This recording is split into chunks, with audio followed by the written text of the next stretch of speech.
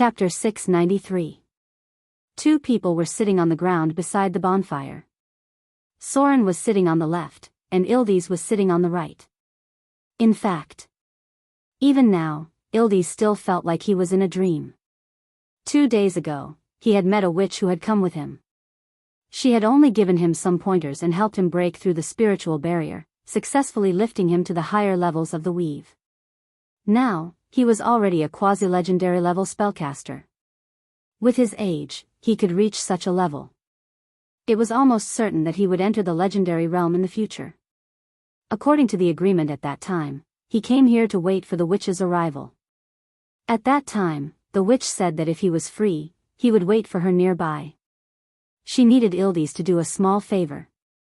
According to the agreement, the witch should have arrived this morning. However, the witch seemed to be delayed by something. Ildis originally planned to leave, but after thinking about it, he decided to wait a little longer. After all, the witch had helped him before.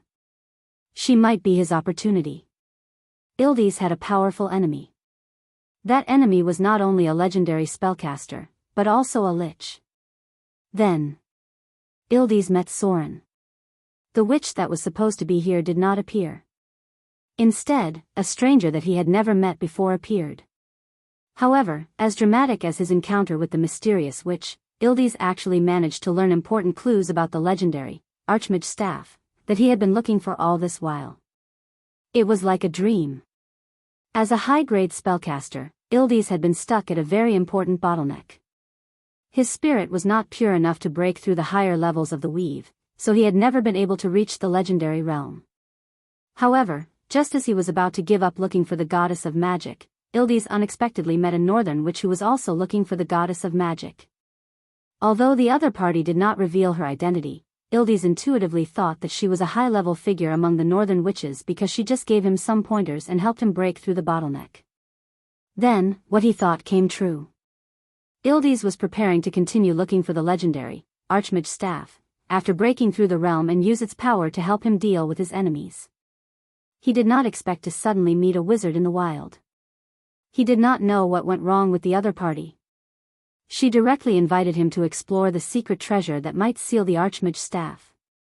At this moment, Ildis felt as if he had been possessed by an ancient hero. It was just like the stories of bards in taverns. Whenever he went out, he would meet a famous person. With some guidance, he would advance by leaps and bounds. While strolling and drinking in the tavern, he bumped into another so-and-so. Then, the other party told him where there was some treasure. He said, "I see that you have a good constitution and great strength. Why don't you come with me to find the treasure?" This was like the arrangement of fate. That's right. At this moment, Ildis really felt that everything was arranged by fate. He was like an epic hero in a legendary story who could get whatever he wanted. Soren really did tell him where the treasure was. According to the information he had collected over a long period of time, Ildis judged that there was at least a 60% chance that Soren was telling the truth. Since his spellcasting level was higher than Soren's, Ildis had been secretly maintaining the spell to detect lies. In his eyes, Soren was only an intermediate wizard, and he had completely suppressed Soren in terms of strength. Therefore, he naturally let down his guard. Soren didn't tell the truth, but he didn't lie completely either. In his opinion, the lie detection spell that Ildis had been secretly maintaining was a complete joke. However, in order to save time and gain the trust of this guy as much as possible, Soren still didn't point out these things. Now, Ildis was not one of the most powerful spellcasters in the material plane in the future. Soren didn't care much about what he was thinking. What he cared about was that he could find the goddess of magic through him. It would be best if he could lock onto the goddess of magic through the clergy of tracking. In that case, Soren could find her at any time when he needed her. If possible, Soren still hoped that the magic network wouldn't collapse so quickly. If the magic network collapsed, the strength of the city of Mordor would suffer a great loss. First of all, Soren's spellcasting ability would be affected. Even if he had an Arcanist level, it would also reduce a lot. Then, Gloria would basically be completely useless for a period of time. Before adapting to the situation of mastering spellcasting without the help of the magic network, Gloria's combat power was not even 1/10 of what it was now. It was the same for the fallen witch. The magic network collapsed. The northern witches were hit hard in an instant, and the wizard city also suffered heavy losses. The latter was nothing, but the former was now an important ally of Soren. According to the historical progress line, during the time when the magic network collapsed, the northern witches were directly weakened to a small third-rate organization. A large number of members died in the hands of demons, devils, and other enemies. The entire witch union was almost wiped out. Even the Eye of the North, who now had the power of high-level legendary spellcasting, eventually fell. To some extent, the collapse of the magic network represented the destruction of the northern witches. For Soren, who was now closely connected with the Northern Witch Council, it was almost like breaking one of his arms. In addition, the power of Gloria and the Fallen Witch was greatly reduced, and the impact was even more serious. It was not easy to jump out of the magic network to cast spells. The last time the magic network collapsed, it caused terrible damage to the spellcasters. At that time, many spellcasters still had time to adapt to the days without the magic network, but this time, it was followed by the outbreak of the Avatar crisis. Many spellcasters had no time to adapt at all. The destruction of the Northern Witches was caused by multiple blows. The collapse of the magic network was the core of it. After all, there were only a few witches who could jump out of the magic network to cast spells. Most of the witches' talents could only be said to be relatively good. From Soren's personal point of view, he still hoped that the goddess of magic would not die. If she died, the divine communication network above the 9th layer of the magic network would also collapse, and a large number of priests in Soren's church would not be able to obtain divine spells. But the death of the goddess of magic was full of doubts and was full of too many strangeness. It could even be said that she died suddenly. To be honest, Soren did not believe that the goddess of magic died in the hands of mortals. No matter what, the Avatar crisis had finally come. Soren was ready to try to contact the goddess of magic first, and then think about the future. Perhaps this would be a turning point in history. Soren still hoped to change the world a little. Chapter 694. The night passed quickly. It wasn't easy to gain Ildi's trust, but at least Soren made him accept him quickly, and the two formed a temporary adventurer alliance. To be honest, after observing Ildi's for a night, Soren really didn't find anything special about this legendary future most powerful wizard. In terms of strength, his profession level was only about 18, and there were many wizards with this kind of strength in the material plane. Ildi's shouldn't be too old, probably in his 20s or 30s. In terms of talent, he should be considered a genius. But there were people who were better than him. There was Gloria among the Northern Witches, and there were a few people in the South Wizard City who were more talented than him. The South Wizards had a deeper background. From the perspective of the gods, if a wizard in his 20s or 30s hadn't reached the legendary realm, he could only be considered a relatively good mortal. Every 100 years, there would be 1 or 2 monsters who reached the legendary realm at the age of 20. Ildi's was at most a foil to history. How should he put it? After Sauron's repeated observations, he felt that Ildi's was the kind of person who could not be compared to the best but was better than the worst. There was nothing special about his character. He was more cautious and knew how to protect himself. He was also more scheming, and he was not the kind of wizard who only knew how to do research. He was above average in all aspects. But all these added up didn't seem to be the reason why the goddess of magic chose him, right? But this guy was quite handsome. Yes. It should be said that he was extremely handsome. In terms of appearance, Soren should be considered very handsome. After all, he was half-elf, and his charm wasn't low in all aspects. But compared to Ildi's in front of him, he might be a little bit worse. This guy had blonde hair, a handsome face, and a tall and straight body. As a human, he was more handsome than many elves. He had to admit that he was born with good looks. But this shouldn't be the reason why the goddess of magic chose him, right? In terms of appearance, the male angels in the upper plane were the most handsome. The sky piercer race was much better than the elves. The gods in the upper plane should have long been used to this kind of guy. The light of dawn appeared. Ildes seemed to be a little disappointed. He had already waited for an extra day, but the mysterious witch still hadn't appeared. It seems like she won't be coming. Ildes thought in his heart and couldn't help but feel a little disappointed. But soon he sorted out his emotions. Since the mysterious witch didn't come, he could only continue his own business. Since Sony next to him told him about the clues about the great mage's staff, it was best for them to form an adventurer team to explore the place. If he could get the great mage's staff, he might be able to defeat the evil lich. Let's go. Ildes stood up and slowly said, "It seems that the person I'm waiting for won't be coming." Soren heard Ildes. Yesterday, he heard from Ildes that he was waiting for someone, and his intuition told him that the person was the goddess of magic, her T's, her Tess, SSSS, S's, T, S history, S, or Ildes didn't meet the goddess of magic in the present? Or is it because of my appearance? The goddess of magic has discovered my identity, so she didn't appear here? Damn it, double quotes. Don't tell me we've lost the clue. Soren's expression suddenly became a little hesitant and said slowly, "Why don't we wait a little longer? Maybe she's just delayed by something. The place where the great mage's staff is sealed is very dangerous, maybe it'll be easier with her help." Ildes frowned when he heard this. After a while, he nodded gently and said, "Okay. Let's wait a little longer." As soon as his voice fell, a figure suddenly appeared in their line of sight. Ildes didn't think much of it, but after seeing the other party, a look of surprise appeared on his face. Soren was quite shocked at this moment because the other party appeared directly in front of him out of thin air without any warning at all. The person who appeared in front of them was a witch. Strictly speaking, from her appearance, she looked like a member of the Northern Witches because her dress was very similar to Gloria's. She wore a loose wizard's robe and her face was also covered with a veil. They couldn't see what the other party looked like, but they could notice a pair of strange eyes that seemed to be full of magic.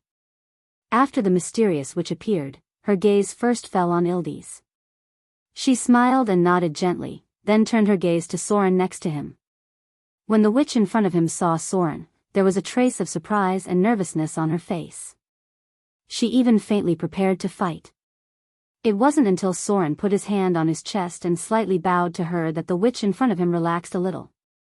"Ildes." The witch in front of him said softly and slowly, "May I know who this sir is?" "Sir." Ildes was stunned for a moment because the witch used an honorific, but he didn't think much of it at the moment. A title didn't mean anything, so he introduced, "This is Mage Sony. I happened to meet him here yesterday." "Yesterday?"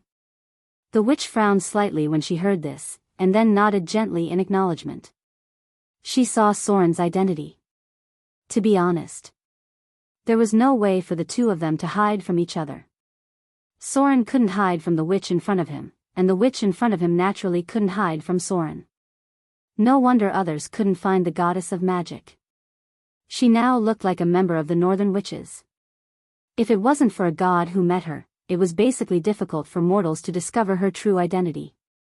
Even if a god met her, he might not be able to see through her disguise.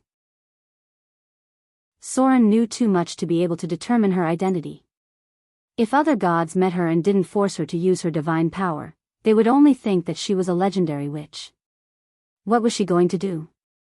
Soren was very curious about the purpose of the goddess of magic, but it was better to try to contact her first to make sure that there was no hostility between them. Quack, quack, quack. At this moment, a strange cry suddenly came from all around them. Soren was familiar with this sound because he had heard it in the city of Moder. It was the sound of the bird of death, and it was hard to forget it.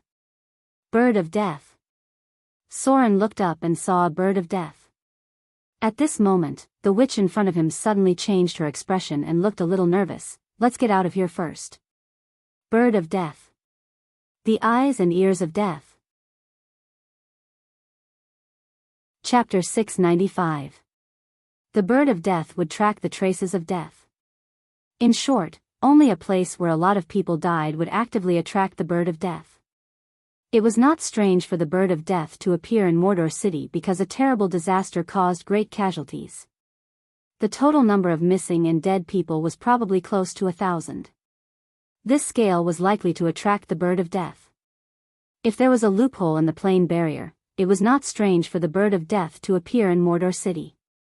But it was strange for the bird of death to appear here. First of all, there were no dead people nearby. It was very close to the virgin forest. Even if there was a war, it would not be here. And as far as Soren's current god-level perception was concerned, there were only 3 people here, and there was no breath of death. It was impossible to attract the bird of death, not to mention that the bird of death had been watching them. Ildis seemed to be a little scared by the bird of death. He didn't know whether to kill it or not. If he killed it, he might offend the god of death, but if he didn't kill it, he felt awkward. After the bird of death died, its soul returned directly to the hands of the god of death. Because they were creatures created by the god of death, after the soul returned, the god of death could see most of the things it saw during its lifetime through the soul of the bird of death. Note, what it saw during the 12 to 24 hours before its death. Was the god of death really watching them? Soren felt that it was unlikely. Although the Avatar crisis also affected the god of death, it should not have a great impact on the god of death. If Soren remembered correctly, the god of death could choose not to fall into the mortal world, but to fall into the spiritual realm and the shadow plane connected to the mortal world. Which god of death would it be? Soren kept up with the witch in front of him, but he kept thinking in his mind. Now it was better to leave first and see what the goddess of magic wanted to do. At present, there were 3 most powerful gods of death. The first one was the king of the dead, Klemvox, one of the children of the plane favored by fate. He succeeded as a mortal and inherited the powerful power of the ancient god of death, Jurgil. He became the most powerful god of the god of death. The second one was the sealed, god of murder. He also held a part of the death priesthood, but his focus was on the slaughter domain evolved from death. He had been sealed for a long time because of his madness, and it was basically impossible for him to escape now. The last one was Naruto. An equally powerful death god, but an evil existence that was known as the enemy of kindness, the abomination of life, the emissary of darkness, the king of gloom, and the reaper of flesh and blood. In addition to these 3, there were other gods who held part of the clergy of death, such as the goddess of death in the desert, Osiris, the god of death in the Muhammad divine system, Uragalan, the god of death in the Halfling divine system, and some other gods of death from other races. However, these were all mediocre gods of death. Their kingdom was not established in the underworld, and they only controlled part of the domain of death. These gods were basically negligible because the death god system did not include them. Could it be the king of the dead? Klemvox was often called the Lord of the Eternal Sleep. His doctrine believed that the dead should not be disturbed, and priests were often active all over the world to appease the awakened undead. He was the lover of the current goddess of magic when he was immortal. The 2 of them became gods at the same time because of the blessing of fate, but after becoming gods, their lovers' identities were broken. For a long time. The king of the dead's attitude towards the goddess of magic was very vague because the current goddess of magic was not the former goddess of magic, but she was also not his lover. The name Mistra had always been used by the goddess of magic, and every goddess of magic was actually a composite. Just like Soren's fusion of divinity and divinity, he could rely on his strong will to eliminate the residual consciousness of the previous god, but at that time, Midnight, the name of the goddess of magic when she was a mortal, who became a god as a mortal and relied on a gift, could not do this. Therefore, the current goddess of magic was a composite of 2 consciousnesses. She inherited the memories and thoughts of the mortal period, but also integrated the memories and thoughts of the previous goddess of magic. This was tantamount to a resurrection. It was a slightly gentler way of resurrection than the Dread Lord. The second goddess of magic was also resurrected in this way. Therefore, after becoming the goddess of magic, the relationship between the 2 lovers became a bit strange. This was originally nothing. However, in order to take revenge on them, the god of murder stabbed a knife into their relationship. Before the Dark Sun Lord went completely crazy, he used a conspiracy to completely destroy the relationship between the two of them, making them almost like strangers. The mortal mind was fragile. Promoted as a mortal to a god, their mind, spirit, and soul were all changing. These two gods changed more than Soren, and the short memories of the mortal period eventually disappeared in the long river of history. Then, the appearance of the Son of Murder, the rise of the Arcane Empire, the destruction of the Arcane Empire, the fall of Father Oak, and so on. In the long river of time, their relationship was finally diluted a lot. The two gods seemed to have less and less intersection, and for a long time, the goddess of magic only maintained a close relationship with the Lady of Silvermoon. The King of the Dead is more likely. But we can't rule out the possibility of Naruto. He seems to have always wanted to destroy the living. The god of death, Nero, was an extremist.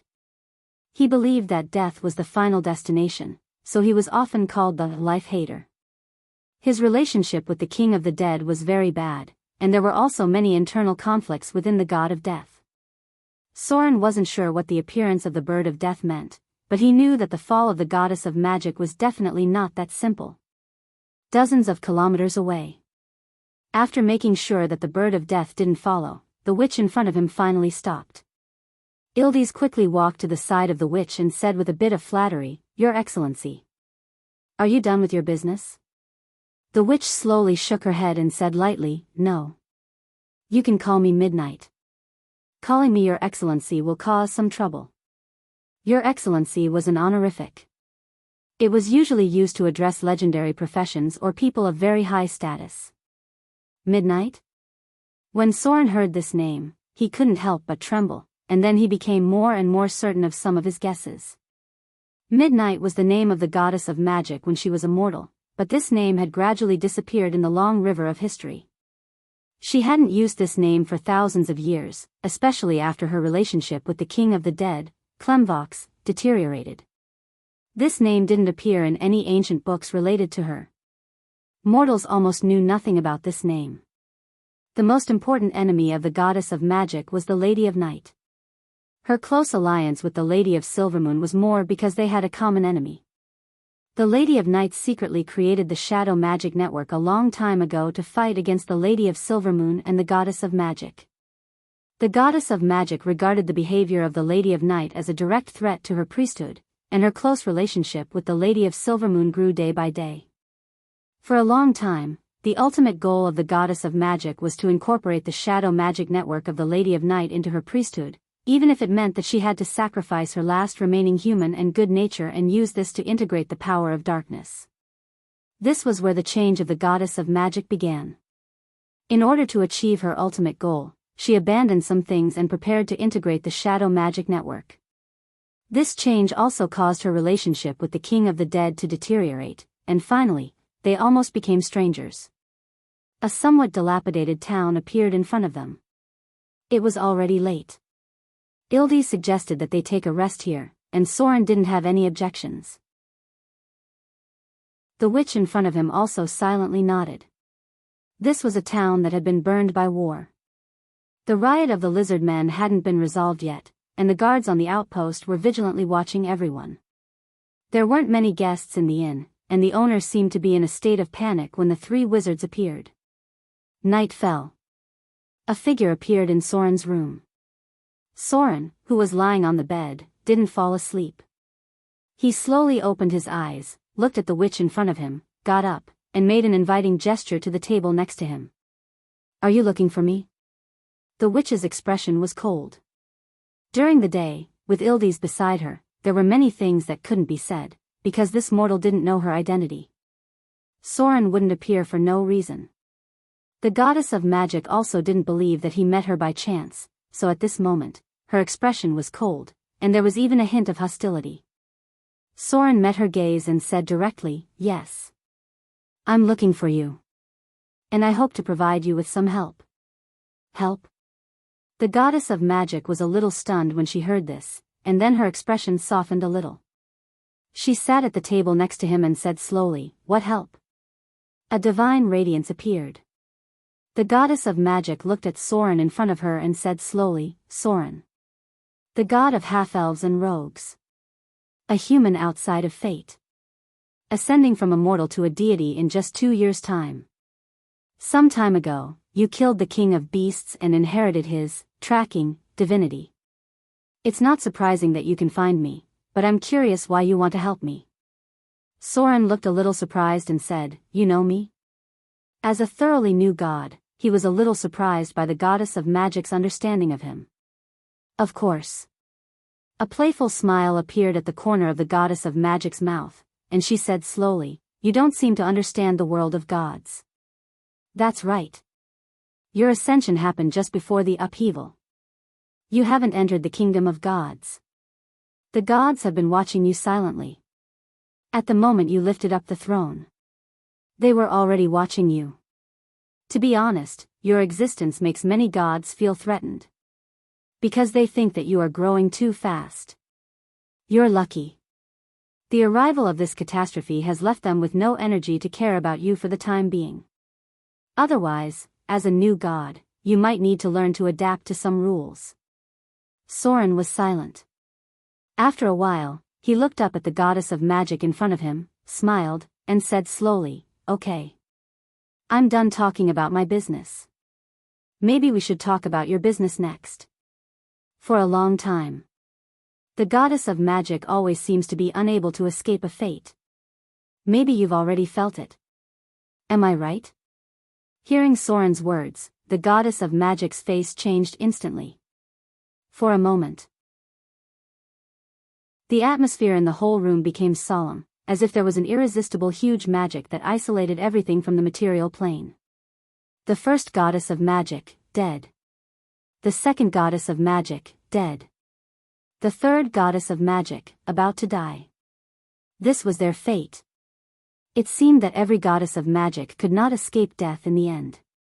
They fell more easily than the other gods. Chapter 696. Soren was actually very conflicted. Because if the goddess of magic didn't die, some things in his memory would change.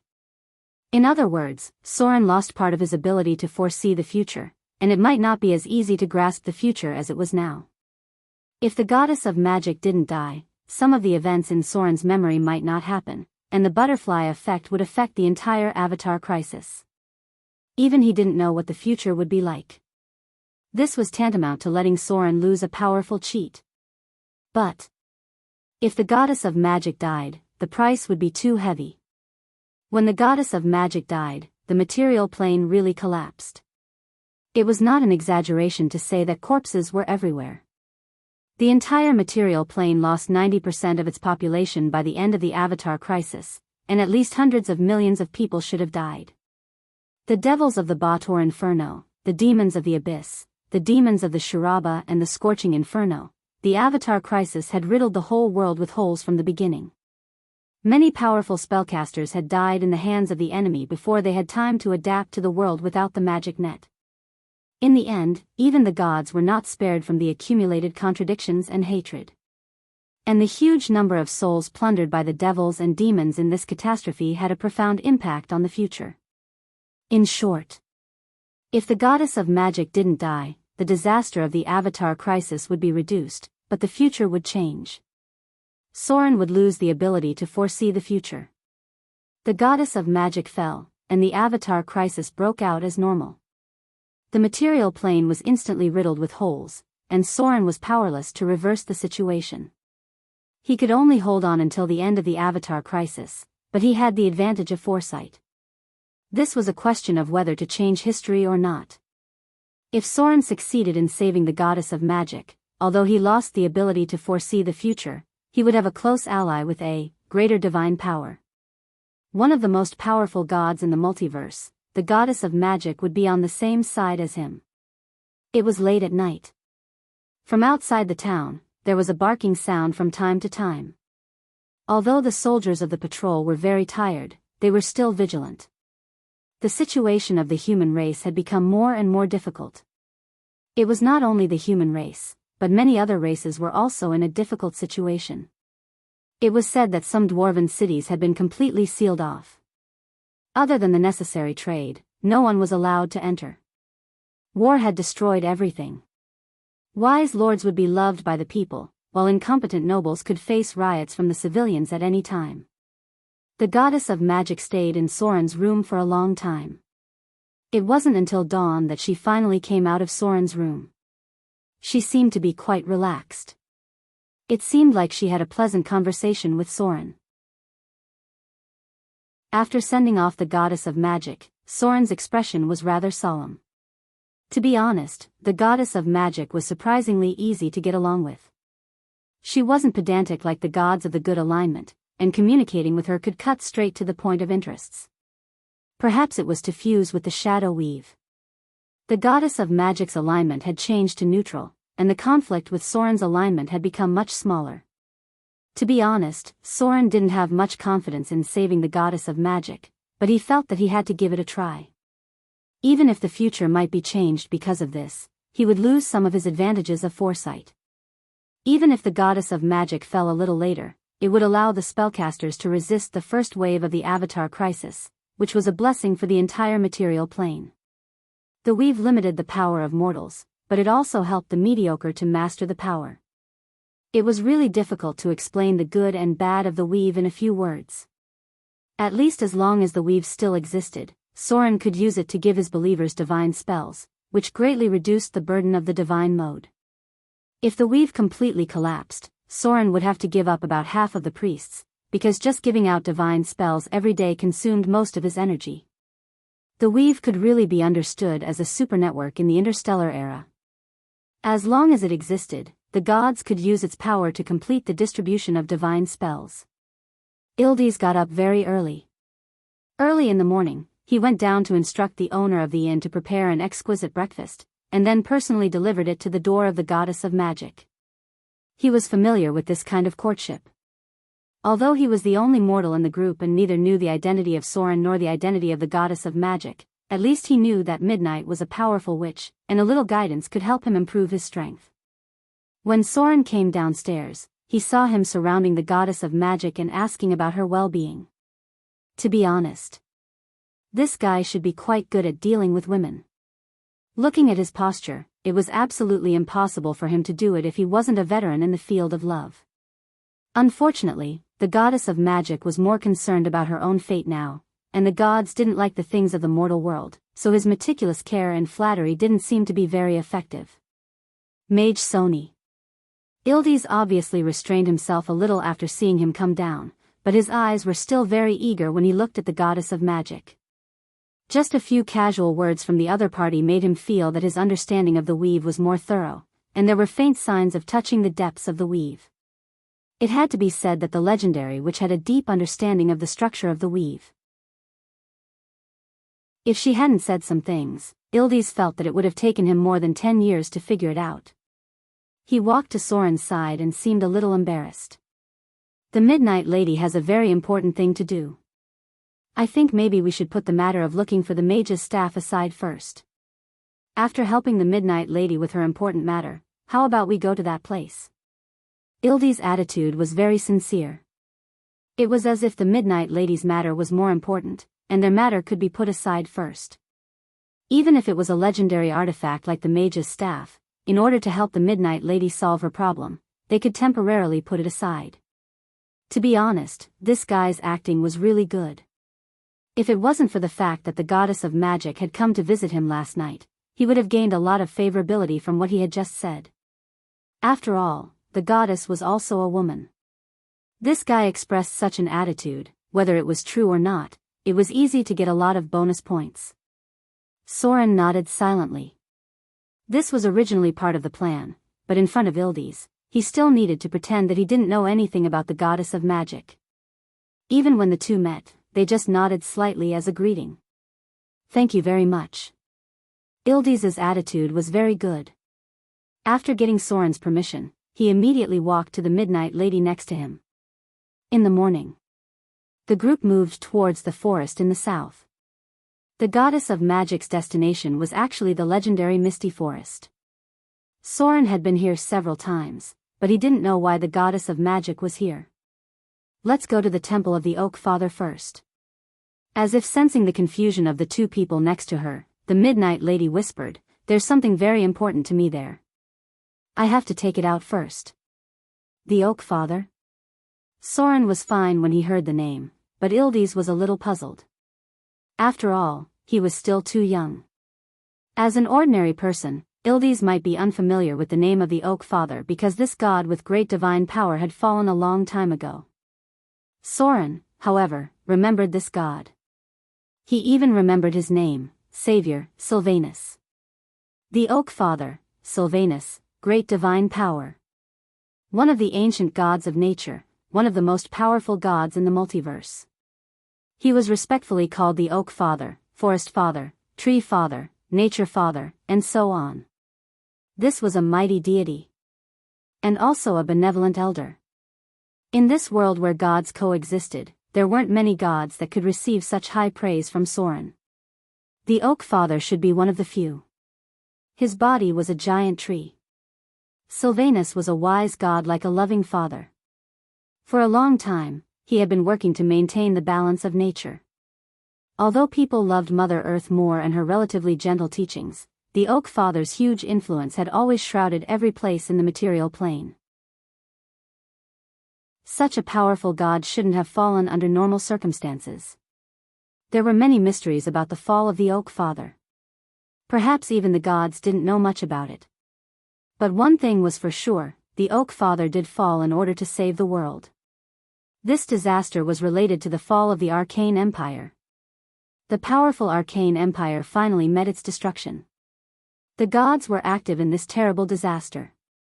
Until now, no one could determine the real reason for the destruction of the Arcane Empire. But the tragic end of the Arcane Empire had a profound impact on the entire multiverse. It was like the end of the Avatar crisis, but the balance between the upper and lower planes was broken. The destruction of the Arcane Empire brought about the destruction of the entire material plane. The terrible energy radiation covered the sky and the earth. The explosion was more terrible than a nuclear bomb and directly split the continental shelf. Just look at the terrible desert of the Eastern Kingdom. It was obvious how terrible this disaster was.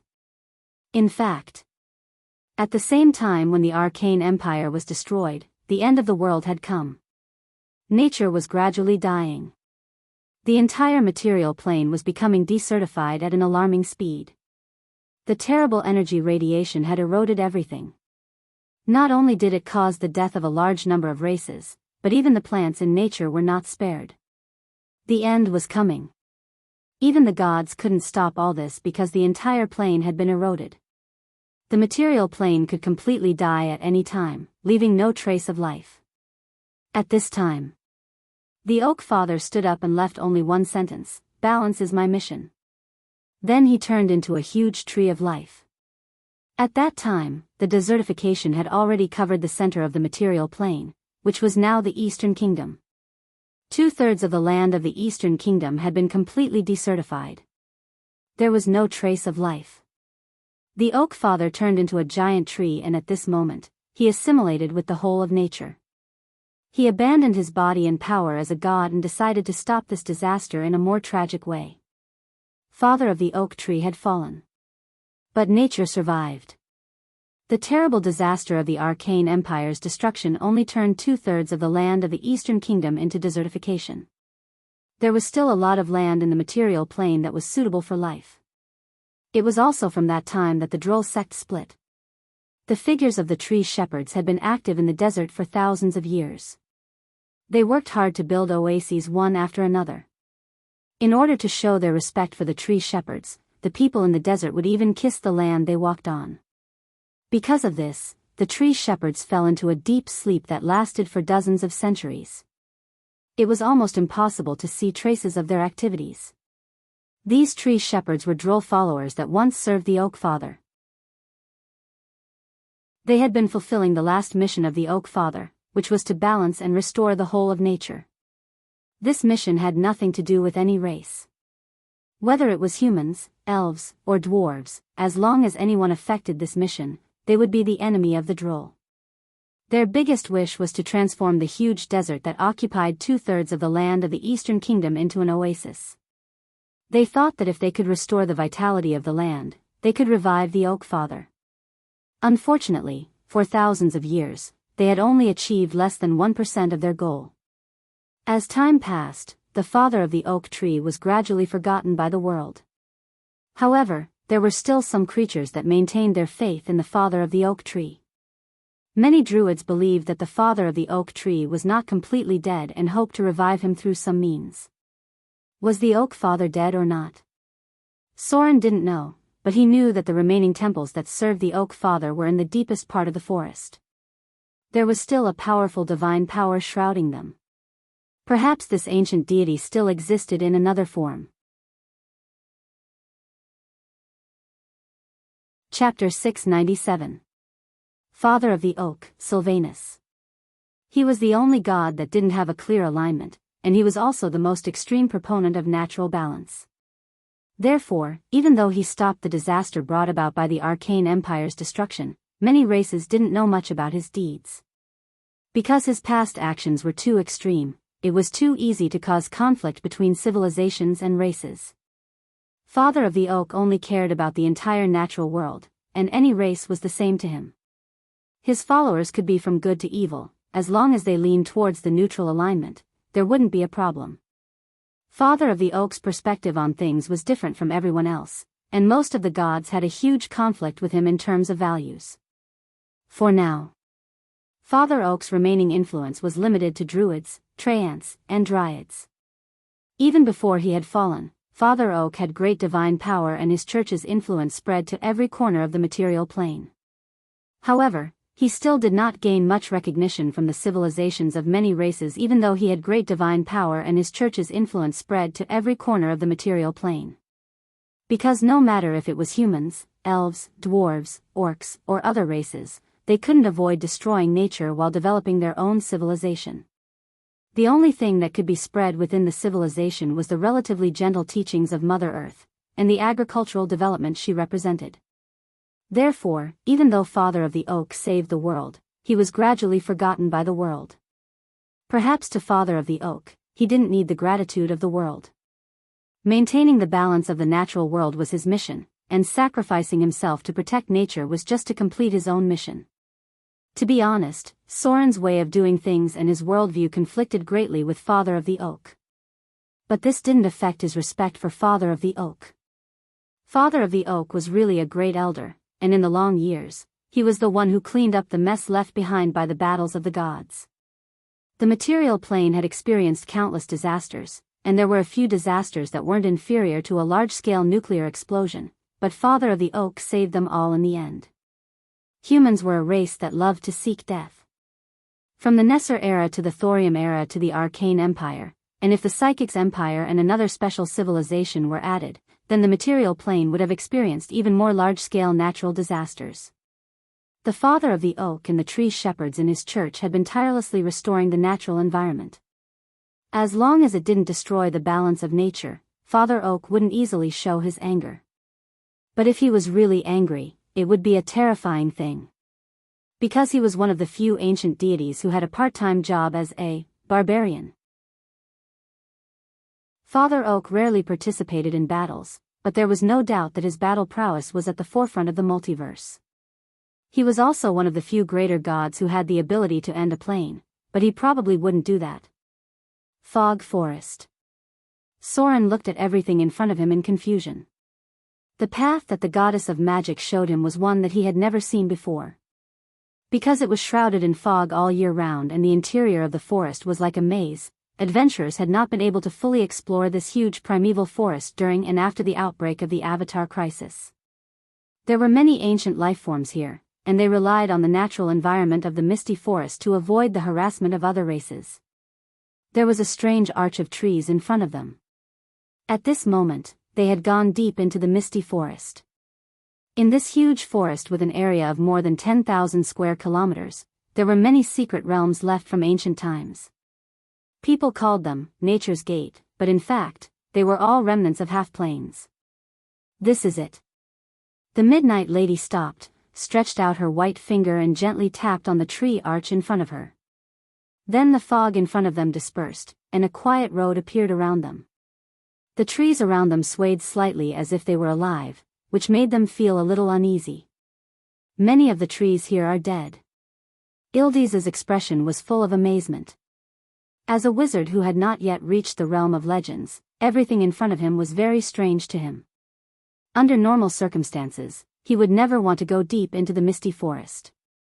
Yes. The Midnight Lady nodded gently and said slowly, "The plague has eroded here, and there are some evil forces affecting these trees. The next thing I need your help with is related to this." A clear river appeared in front of them. This should be the space between the material plane and the half-plane. It was a space gap opened by some powerful force. "You can't pass through here." A clear female voice sounded in front of them. Accompanied by a faint natural aura, an extremely beautiful woman in a light green dress walked out of the trees in front of them. She looked a bit like an elf because she had a pair of pointed ears, but appearance didn't mean anything. In front of them was actually a high-level dryad.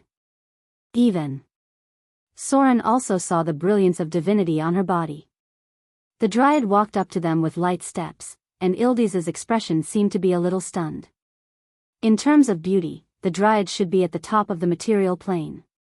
He probably hadn't even seen such a beautiful dryad in the past. Kalian. It seemed that it was not the first time the Midnight Lady came here. She looked at the beautiful dryad in front of her and said slowly, "I have to enter the temple. There are some things I need inside." Kalian should be the name of the beautiful dryad in front of them. She frowned slightly. With her strength, she should not be able to see the true identity of the goddess of magic, but she could roughly see that her strength was extraordinary. It was not the first time the goddess of magic came here. Last time, she seemed to have returned empty-handed and then thought of asking for help. For a moment, even Soren was curious about what was inside the temple that made the goddess of magic so eager to get it. "I'm sorry." The dryad still refused the Midnight Lady in front of her. She shook her head and said, "The natural seal can't be opened. We need this power to stop the erosion of the forest. Please leave here." The negotiation still failed. In this regard, the goddess of magic did not seem to be surprised. Soren, who was next to her, silently put his hand on the hilt of his sword. Ildiz's expression also became serious. It seemed that if necessary, they did not mind using force to solve the problem. However, the goddess of magic stopped this. There seemed to be some power here that made her afraid. At least, she did not want to solve it by force. So, she looked at the dryad in front of her and said slowly, "If we can help you solve these problems, can you let me into the temple?" Problems? There was no doubt that she was referring to the forest that was being eroded. Soren's expression was a little surprised because he did not know how the goddess of magic was going to solve the problem. She was the goddess of magic, not the goddess of nature. At first glance, the nearby trees were special existences with life and consciousness. Even they were being eroded by some kind of power. There was no doubt that this was a very troublesome problem, and it seemed that this situation had been going on for a long time. Some of the trees had completely decayed. If there was not a power suppressing here, these trees might have been corrupted into deadwood guards. The dryad's expression seemed to be a little hesitant. She glanced at the Midnight Lady in front of her and said hesitantly, "Although you are very powerful, this problem is not something you can solve. This demi-plane had existed for a long time. Such a serious erosion could not have been formed overnight. It was probably related to many factors. The balance of the elemental pool was not right." Even Soren did not think that the goddess of magic could solve this problem. "Of course." The Midnight Lady nodded slightly, indicating that she did not have the ability to solve this problem. Her domain did not include nature, and saving was undoubtedly more difficult than destroying it. However, she then turned her gaze to Soren and Ildiz and said softly, "Since you are a priest serving the father of the oak tree, Sylvanus, then you should know that there is a ritual that can be used to awaken the divine power he left behind and heal this forest, right?" Ritual to heal the forest? Soren's body trembled when he heard this, and then a thought immediately popped up in his mind. He murmured, "It can't be that ritual, can it?" There were many dryads among the followers of the father of the oak tree. As the companions of trees, many dryads used to seek protection from the father of the oak tree. In the church of the father of the oak tree, there were 2 sacred rituals that could be used to restore the natural environment and restore life to the dying forest. There were many rituals in the church of the father of the oak tree, but the 2 most powerful and sacred rituals were called the tree song and the dance of the dryads. The former was an extremely large ritual. It required a large number of followers to sing the ancient hymns of the church in unison to attract the creatures in the forest to stop and listen. From what he saw, this place did not have the conditions to perform the tree song ritual. The latter was a joyous ritual to restore the vitality of the forest. It required the followers to use flutes and dances to summon the dryads out of the trees they were connected to and then mate with humans. This ritual should have been mentioned before. This ritual didn't cost much to the dryads, but it was a huge burden to the people who mated with them. They might even have to pay a lot more than that. The dance of the dryads? The Midnight Lady's words seemed to have reminded the dryad in front of her. Her beautiful face revealed a thoughtful expression as she looked at Soren and Ildis in front of her. She was a dryad herself, so this ritual should be the easiest for her to complete. She fell into deep thought and murmured, "If we can successfully perform the dance of the dryads, we might be able to awaken the divine power left behind by the father of the oak tree. This way, we might be able to purify the entire forest." Speaking of this, her eyes suddenly lit up. First, she turned her gaze to the handsome blonde Ildis. After staring at him for a while, Karina couldn't help but frown and murmured, "No, this won't do. He doesn't have enough strength. I'm afraid he won't be able to support even half of the ritual." Ildis was a little confused. As the church of the father of the oak tree gradually disappeared from the eyes of mortals, even the wizards did not know much about the internal sacred rituals of the church. He still did not know what the others were talking about. The dryad quickly turned her gaze to Soren. Her eyes instantly lit up, and her expression became lively. She said with some enthusiasm, "He can do it. He's not only strong enough. He also has great power. I can feel the light of divinity. If he's willing to help us perform the sacred ritual, he might be able to completely awaken the divine power left behind by the father of the oak tree. This way, the entire misty forest can be purified." Hearing the words of the dryad, the goddess of magic immediately looked at Soren with pleading eyes. Ildis was originally the candidate she had prepared. If he couldn't do it, the goddess of magic would probably have to use some special methods to increase Ildis' strength, and then let him complete the sacred ritual. Although this might require her to pay a high price, there really was something in the temple of the father of the oak tree that was very important to her. Now, if Soren could complete the ritual, it meant that she did not need to pay too much. She only needed to think of a way to compensate Soren. She was determined to obtain one of the items in the temple. Therefore, at this moment, the goddess of magic looked at Soren with a hint of pleading. Chapter 698. Soren hesitated. As he looked at the goddess of magic's pleading eyes, he couldn't help but hesitate because the dance of the dryads was also draining his power to restore the forest. The consequences of doing so might cause him to lose a level. Dryads were the embodiment of nature's spirituality, a very beautiful and charming creature, and could even be said to be one of the most beautiful creatures in the material plane. But, in Soren's opinion, dryads were not much different from the succubus of the bottomless abyss, the lust of the Bator Inferno, and even the sorceress of the demons. The nature of their souls was similar. Dryads also relied on their innate charm to survive, but as a creature of the material plane, dryads were still kinder. But not all of them were kind creatures, because most of the time, dryads stood on the neutral side of nature. Every year, humans who cut down trees died in the hands of dryads. In order to prevent other races from destroying the forest, dryads even killed a lot of people. Of course, this wasn't the main point. The main point was that Soren wasn't sure if the divine power left by Father of the Oak, Sylvanus, would be awakened by the ritual. If the ritual was successful, it would be the best. This was the result that everyone wanted to see. But if the ritual didn't awaken the divine power of Father of the Oak, then once this sacred ritual was carried out, even Soren would have a hard time forcibly stopping it. This meant that if the divine power of Father of the Oak was not awakened, Soren would have to use his own power to restore the forest.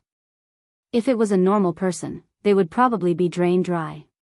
Soren wouldn't be like that, but it was almost certain that he would lose more than 5 levels of his profession. After all, the area of the misty forest was too large.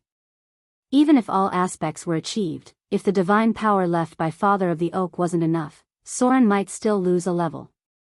This kind of power reduction was permanent, unlike the energy drain spell that could be restored with divine spells. The goddess of magic naturally knew about Soren's concerns. In the days when the Avatar crisis was coming, no god would be willing to take such a risk. But there was something very important in the Temple of Sylvanus, and it could even be said to be related to her life and death. If Soren wasn't willing to help her, she could only pay a price and let Ildis do it. If possible, Soren still wanted to refuse. But he really couldn't refuse now. If he gave up now, what was the point of coming to the goddess of magic? No matter what, he still had to take some risks. I agree. Just when the Midnight Lady thought that Soren would refuse, he suddenly agreed, so that the goddess of magic in front of her had an incredible expression of surprise. She slightly bowed towards Soren and said with a trembling voice, "Thank you very much." Ildis still didn't understand the situation. But he knew that Soren seemed to have a tacit understanding with the Midnight Lady all of a sudden. Then Soren seemed to have promised something very important, which made the powerful Midnight Lady very grateful. This discovery SSST because he felt that if he could gain the gratitude of the Midnight Lady, he would definitely be able to get more help from her. But it didn't seem like a good thing. It was well known that most rituals consumed power. Ildis wanted to volunteer to replace Soren, but considering what the Dryad said and the danger of reducing his strength, he didn't say a word in the end. He felt a little disappointed. "You agree?" High Dryad Karina was also a little excited, and there was a faint blush on her beautiful face. She seemed to have figured out Soren's identity, and couldn't help but bow deeply and say, "Thank you very much for your help. From today onwards, the Dryads of the Misty Forest will be your companions. If you need any help, you can come to us at any time. Although we can't go too far from the forest, we still have some reliable allies." Speaking of this, Karina turned her gaze to the forest in the distance. Although many trees in the forest had withered, there were still many tall trees growing further away. "So, shall we start now?" The goddess of magic's expression seemed to be a little impatient. She raised her hand and set up a magic barrier, then said, "Do you need my help to prepare anything?" Karina's beautiful face blushed, and she shook her head slightly and said, "No need. You just wait outside. The ritual may take a long time. If it succeeds, I will open the door to the temple for you at noon the next day." The goddess of magic nodded silently, then said to the stunned Ildis, "Let's go out first." "Oh." Ildis nodded with a disappointed expression.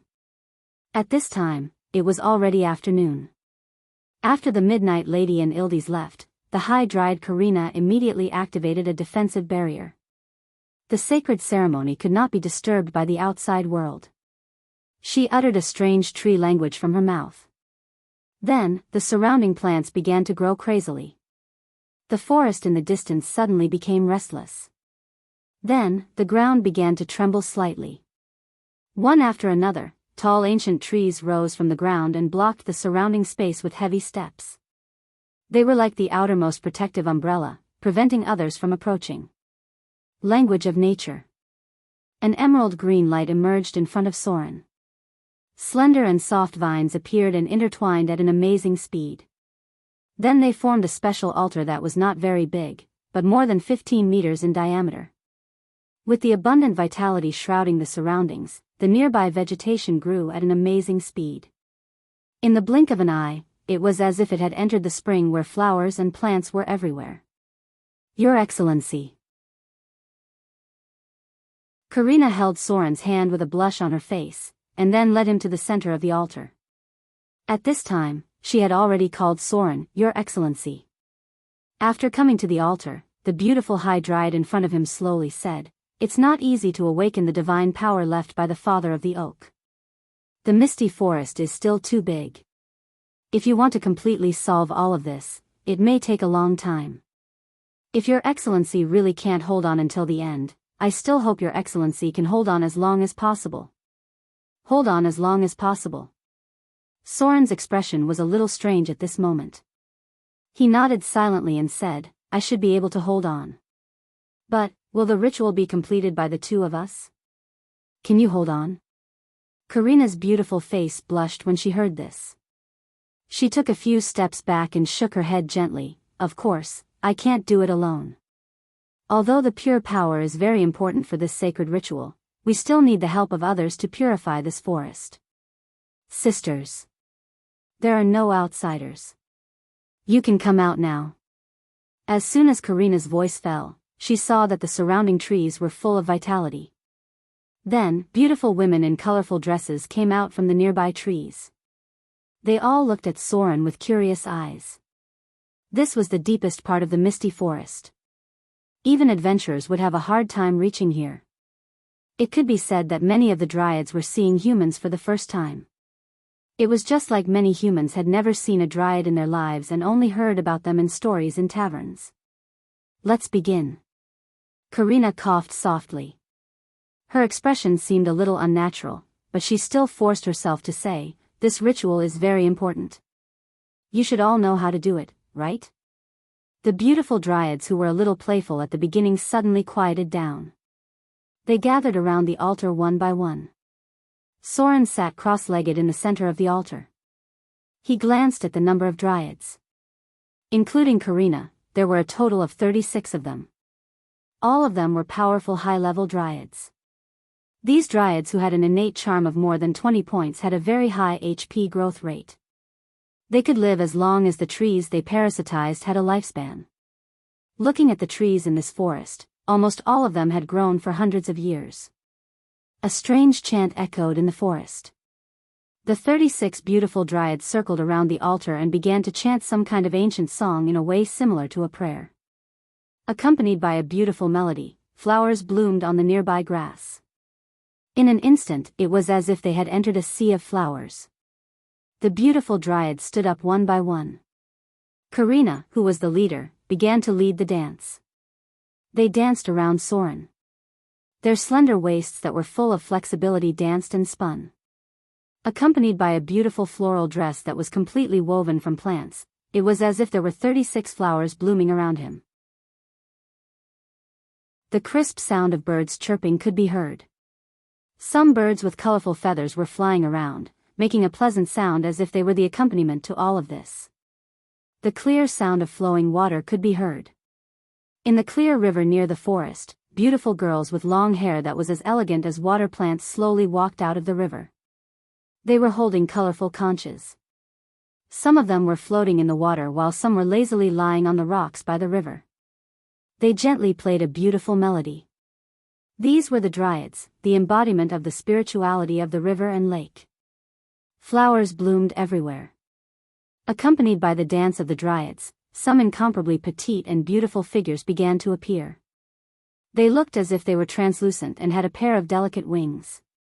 These cute, pocket-sized beautiful girls flew in the air and danced in the sea of flowers along with the melody in the surroundings. Beautiful dryads wearing exquisite dresses appeared one after another. They used soft leaves and petals to weave their clothes and danced around the dryads near the altar. Everything was so beautiful. In the midst of the beautiful melody, Karina walked in front of Soren with a blushing face. Facing Soren's puzzled gaze, she seemed a little shy.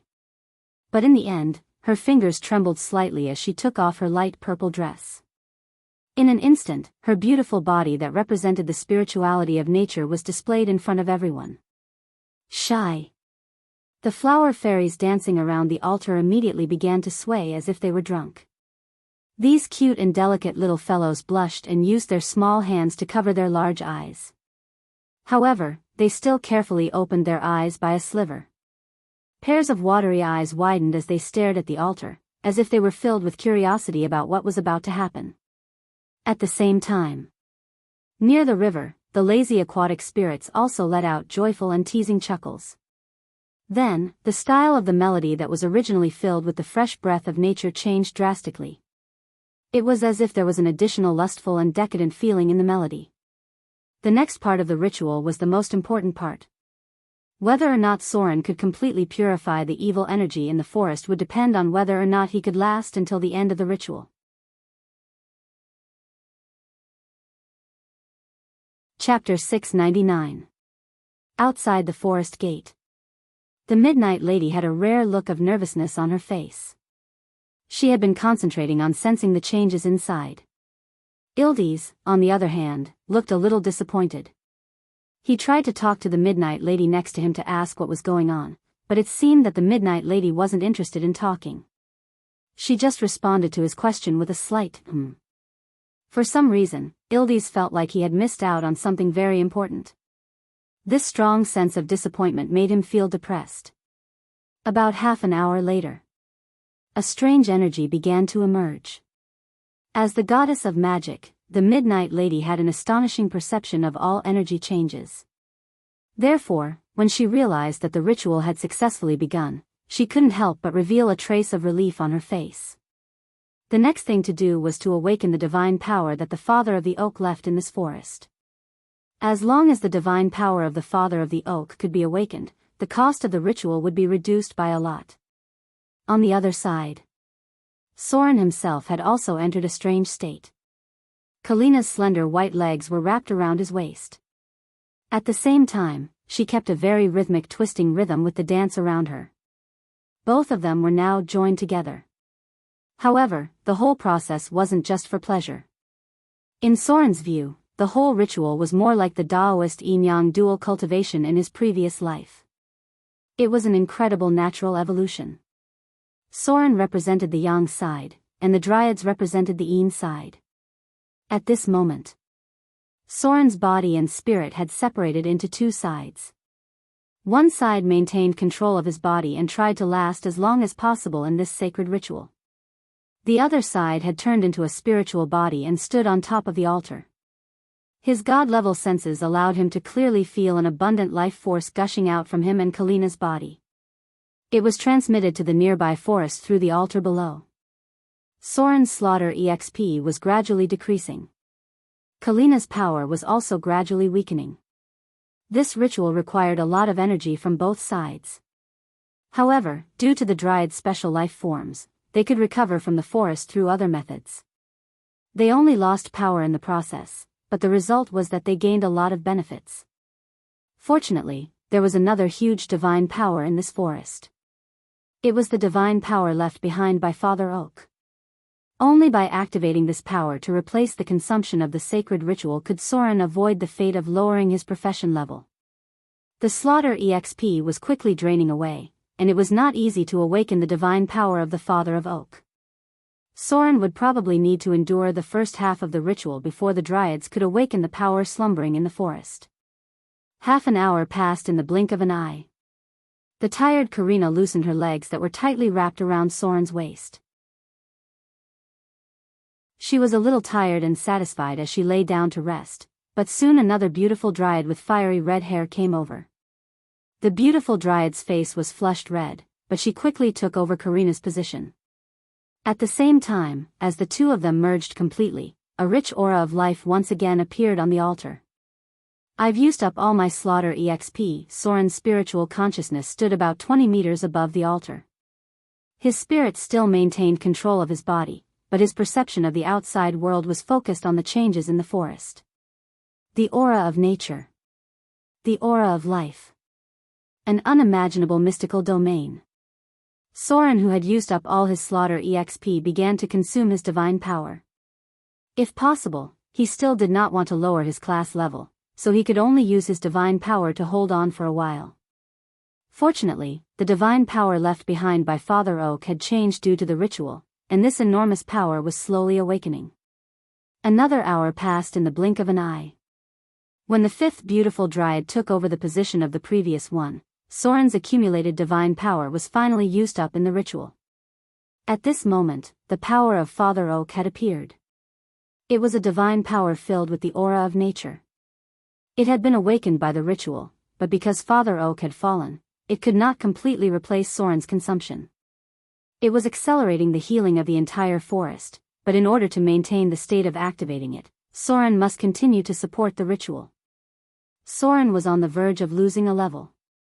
But at this moment, his spirit suddenly began to merge with the ritual, and at the same time, he was connected to this enormous divine power. It was a strange feeling. Soren suddenly felt like he had become one with the entire forest, and he could feel the aura of life of the plants that he usually did not pay attention to. Then, a row of data appeared in front of him, ability increased. During the ritual of the Dance of the Dryads, you have obtained part of the plant domain information. There was actually a new domain information. At this moment, even Soren was a little excited. He used a little bit of his energy to maintain the ritual of the Dance of the Dryads, and most of it was used to sense the changes in the ritual. It was a deep analysis of the power of nature. Looks like I can only burn my level. Soren had no other way out. Things had already reached this stage, and he could not give up halfway. Even if he had to burn his level, he had to hold on until the end. And looking at the current situation, there was a possibility that he would receive 3 notifications of the plant domain information after the ritual. Losing a level was right in front of him. When the last of Soren's divine power was sucked dry by the beautiful dryads, a strange emerald light suddenly appeared in Soren's heart, and the light formed into the shape of a leaf. In an instant, an abundant life force replaced the consumption of Soren's divine power, and it began to maintain the ritual in a way that consumed less divine power.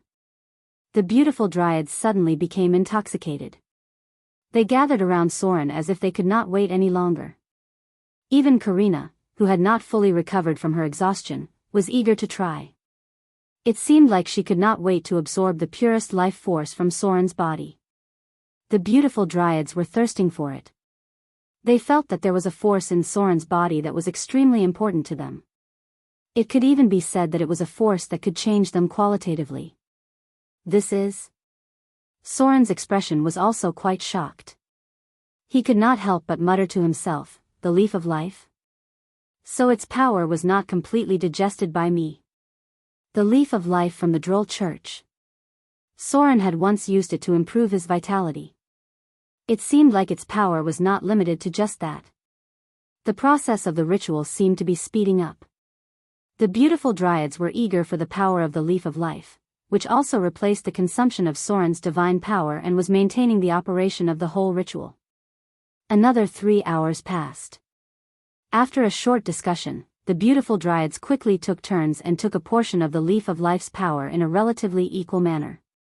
Then, they continued the entire process of the ritual. At this moment, the power of the leaf of life was gradually depleted. However, a notification appeared in front of Soren's eyes once again. Ability increased. During the sacred ritual of the Dance of the Dryads, you have obtained some information about the plant domain. The second notification. As long as Soren could endure it one more time, he would be able to directly master a new domain, a powerful yet unfamiliar plant domain. It seems like I can't avoid losing a level. Just as Soren thought so, he suddenly realized that he did not lose a level. This was because another power full of vitality emerged in his body. This was the power left in his body by the water of life. The beautiful dryads cheered. They seemed to have found endless treasures in Soren's body. They were all full of energy and couldn't wait to try it out. Even Karina, who was exhausted after the second round, seemed to want to force herself to do it again. A row of data appeared in front of Soren's eyes. Ability loss. During the sacred ritual of the Dance of the Dryads, you have lost the ability, Eternal Youth, from the water of life. Ability loss. During the sacred ritual of the Dance of the Dryads, you have lost the ability, Life Extension, from the water of life. I actually dropped an ability? Soren was surprised to find that he had lost 2 abilities. Fortunately, they were useless to him. These 2 abilities provided a large amount of vitality for the sacred ritual. The ritual had finally reached the most crucial part. After a long period of awakening, the power left behind by the father of the oak was finally fully awakened. The entire misty forest was shrouded in a huge power. The withered plants that were eroded by negative energy were recovering at an astonishing speed. The awakening of the Father of the Oak's power not only gradually replaced Soren's consumption in the ritual, but a small part of it was also fed back to them through the altar. But it was a pity. Soren's assimilation with this divine power was not high. More than 70% of his divine power was transferred to the dryads who were maintaining the ritual. Soren could only slowly recover his divine power. However, at this moment, a long-awaited notification appeared in front of his eyes. It was even a little out of his expectations. Ability gain. During the sacred ritual of the Dance of the Dryads, you have obtained part of the plant domain. Ability gain. You have obtained a new domain, plant. Ability gain. During the process of awakening the divine power left behind by the Father of the Oak, you have obtained part of the nature domain. Nature domain. Although it was just a message prompt, it made Soren's whole spirit shake for a moment. Chapter 700. Plant domain. This was a rather rare domain ability. Normally, only a small number of legendary droll would be able to obtain it. Tree shepherds were the easiest class to obtain this domain. Under normal circumstances, legendary tree men, legendary tree spirits, legendary flower fairies, and other nature-type creatures would also be able to learn it after reaching a certain level. However, if this domain was given to humans or other races, the chances of it appearing were extremely low. At least, Soren had never seen a human master this domain. Looks like I've benefited from Father Oak this time. As one of the main gods of nature, Father Oak had always been regarded as the embodiment of nature. During the process of awakening his divine power, Soren understood some of the characteristics of his power. That was why he was able to master the plant domain. This kind of perception required a foundation. If it was Ildes, he probably wouldn't be able to master the plant domain because he didn't have the power of a god. He wouldn't be able to understand the laws of a god's power. The ritual was still ongoing. Soren entered a strange state where his soul and body were separated. Although part of Father Oak's divine power was still integrated into Soren's body, the ritual didn't give him any notifications. Looks like that's all I can comprehend. Soren's spirit was still covering the sky above the forest. In a blur, he seemed to see the shadow of a towering tree. This was the image created by Father Oak's divine power. A third of the forest had been purified, but a large amount of divine power was still being awakened. Soren looked at everything in front of him and murmured, "The plant domain is only a part of the nature domain." As one of the most powerful domains, the nature domain contains too many things. The dance of the tree spirit seems to only involve the laws of the plant domain. This means that I can only get one notification. If I want to master the nature domain, I'll need to supplement the animal domain and some other abilities related to the nature domain. The nature domain contained too many things. However, it was not necessary to master all of them in order to comprehend the nature domain. After all, the power of the domain was not equal to the clergy. The clergy could also be divided into independent areas. Therefore, some powerful domains could use some basic domains as a fulcrum. However, after mastering the domain, the ability would definitely not reach the standard of perfection. A god who had mastered 3 basic nature-related domains and then comprehended the power of nature was naturally weaker than a god who had mastered 5 or 6 basic nature-related domains. That was why the god of murder had tried so hard to gather the power of murder, slaughter, destruction, death, fear, and so on. Outside the forest gate. When Father Oak's divine power was fully awakened, the goddess of magic finally showed a hint of relief on her face. As long as Father Oak's divine power was awakened, there would be no problems with the ritual. At this moment, she looked at the time and thought to herself, it takes so long to awaken Father Oak's divine power. If he wasn't willing to help, I'm afraid that even if I helped Ildes increase his power, he wouldn't be able to hold on until now. Speaking of which, the Midnight Lady couldn't help but glance at Ildes beside her. Then, she quickly shifted her gaze to the interior of the forest gate. Mortals were mortals, after all. At this moment, the goddess of magic realized that in the upcoming crisis, it would be more effective to contact the power of the gods than to borrow the power of mortals. Although borrowing the power of mortals was more subtle, the forces of the other old gods were intertwined. Even if they were her closest allies, the goddess of magic could not completely trust them. These gods had their own enemies, and those enemies would definitely pay attention to them. Even the slightest involvement could alert the evil faction's mistress of the night, who controlled the shadow weave. That was why the goddess of magic didn't contact her allies or even the forces of the churches that served her. There was no doubt that the churches and forces that served her were secretly monitored by her enemies. However, Soren, who was now willing to help her, didn't have such a problem because he was a new god who had just entered the realm of the gods. Such a god basically didn't have much interaction with the other veteran gods. Although he would be slightly noticed by the other gods, it was far from being that conspicuous. Moreover, he wasn't involved in the entanglement of the other gods. In this regard, Soren was one of the candidates she wanted the most. The goddess of magic couldn't trust anyone now, and Soren might be one of the few people she could try to trust. Being a god for too long meant that interpersonal relationships were too complicated. Soren, who had just become a god, was like a blank piece of paper.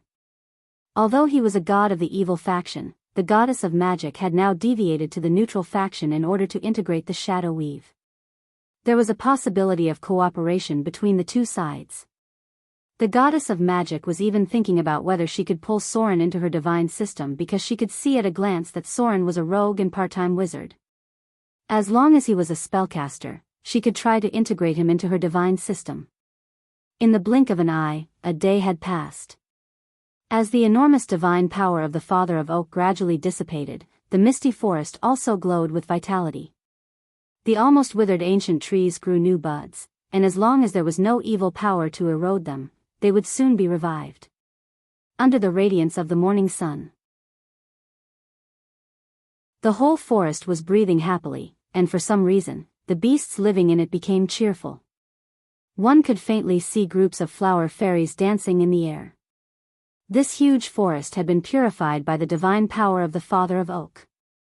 The divine power of the Father of Oak had awakened the sleeping Ents. Although they were still motionless, they were actually awake, but too lazy to move. The Midnight Lady once again entered the gate of the forest. She saw Soren, whose face was pale and seemed to be unusually tired. The place had been restored to its original state, and the air was filled with a faint fragrance of flowers. However, as the powerful goddess of magic, she could still smell a trace of lust and decadence in the fragrance. This discovery made her blush slightly. As a god with a vast amount of knowledge, she naturally knew what had happened in yesterday's ceremony. "Thank you." The goddess of magic looked at Soren, who seemed to be tired and dispirited, and said seriously, "Thank you very much." She said thank you twice. And when she said it the second time, she slightly bowed to Soren. Soren smiled. He still looked very tired, but his eyes were bright. The burden on his body did not affect his seemingly sublimated spirit. He slowly said, "Karina is opening the gate of nature. But only you can enter. Go quickly." She said it can only be opened for a while. What was inside the gate of nature? Soren was naturally curious, but since the Dryads only allowed the goddess of magic to enter, he would not force anything. He could guess that it was not a temple of nature, but a part of the kingdom of the Father of Oak. That was why the Dryads did not allow anyone to enter. The goddess of magic wanted to get something from the kingdom of the Father of Oak. Soren vaguely thought of a legendary artifact, but he was not completely sure. Ildes also walked in. But his expression at the moment seemed a little lost because he felt like a passerby, completely here to be a bystander. The two of them seemed to have nothing to say. Soren was too tired to talk now. Even as a god, yesterday's sacred ceremony still put a lot of burden on him. Next, he had to explain some things to the goddess of magic, and he might need to go back to Mordor to rest. Damn! Why did this dryad feel more powerful than succubus? When Soren was exploring the abyss, he also tried succubus, but he was only a legendary rogue at that time, and he did not feel as tired as he did now. It could only be explained that the ceremony itself increased his burden. The Midnight Lady soon appeared again. She also appeared with the leader of the dryads, Karina. The other dryads seemed to be very tired. After absorbing part of Soren's power, they all fell into a deep sleep. The power from the leaf of life needed to be digested by them. If they succeeded, 36 legendary dryads might be born here. They were originally high-grade creatures, and they could become legendary with a little opportunity. The Midnight Lady had a relaxed smile on her face at the moment. It seemed that she had gotten what she wanted. Now that they had gotten what they wanted, there was no need for them to continue to stay here. The huge amount of divine power that they had awakened yesterday should have alarmed some people. Your Excellency. Just before Soren was about to leave, the leader of the dryads, Karina, stopped him. Then the beautiful dryad in front of him took out an exquisite vine arm guard, and then handed it to Soren. Her voice was very soft, as if with a trace of reluctance. Thank you very much for your help. This is a little gift that we sisters have prepared for you. I hope you can accept it. Soren smiled softly, then reached out and took the arm guard. The moment he touched the arm guard, a strange light appeared, and then the arm guard turned into vines that automatically wrapped around Soren's hands. The size of the vines also adjusted to the right position. It looked like a living thing. A legendary item. A trace of envy appeared in Ildiz's eyes. The arm guard was able to automatically recognize its owner and adjust its size. It didn't seem like an ordinary legendary item. Soren's expression was a little surprised, and even the magic goddess was a little surprised. However, at this moment, the Midnight Lady was thinking in her heart. Since the dryads had taken out such a valuable item to repay Soren, then what should she use to repay them? Right now, she didn't seem to have any gifts that she could take out. Item type, Dryad's Longing, +3, item grade, legendary, grade 3, item description. This is a legendary item that was jointly created by many high-level dryads. They gathered their own strength and infused a part of the dryad's origin into it. This gives this equipment a special power. It is not an inanimate object, but a living equipment. This equipment has the characteristic of recognizing its owner. Only its owner can use it, and it will automatically adjust its size according to the owner's will. A total of 36 high-level dryads left their mark on this equipment. Equipment requirements: non-equipment effect, +4 charm, +2 defense level equipment effect, owner recognition, sturdiness, activation equipment effect, vine entanglement.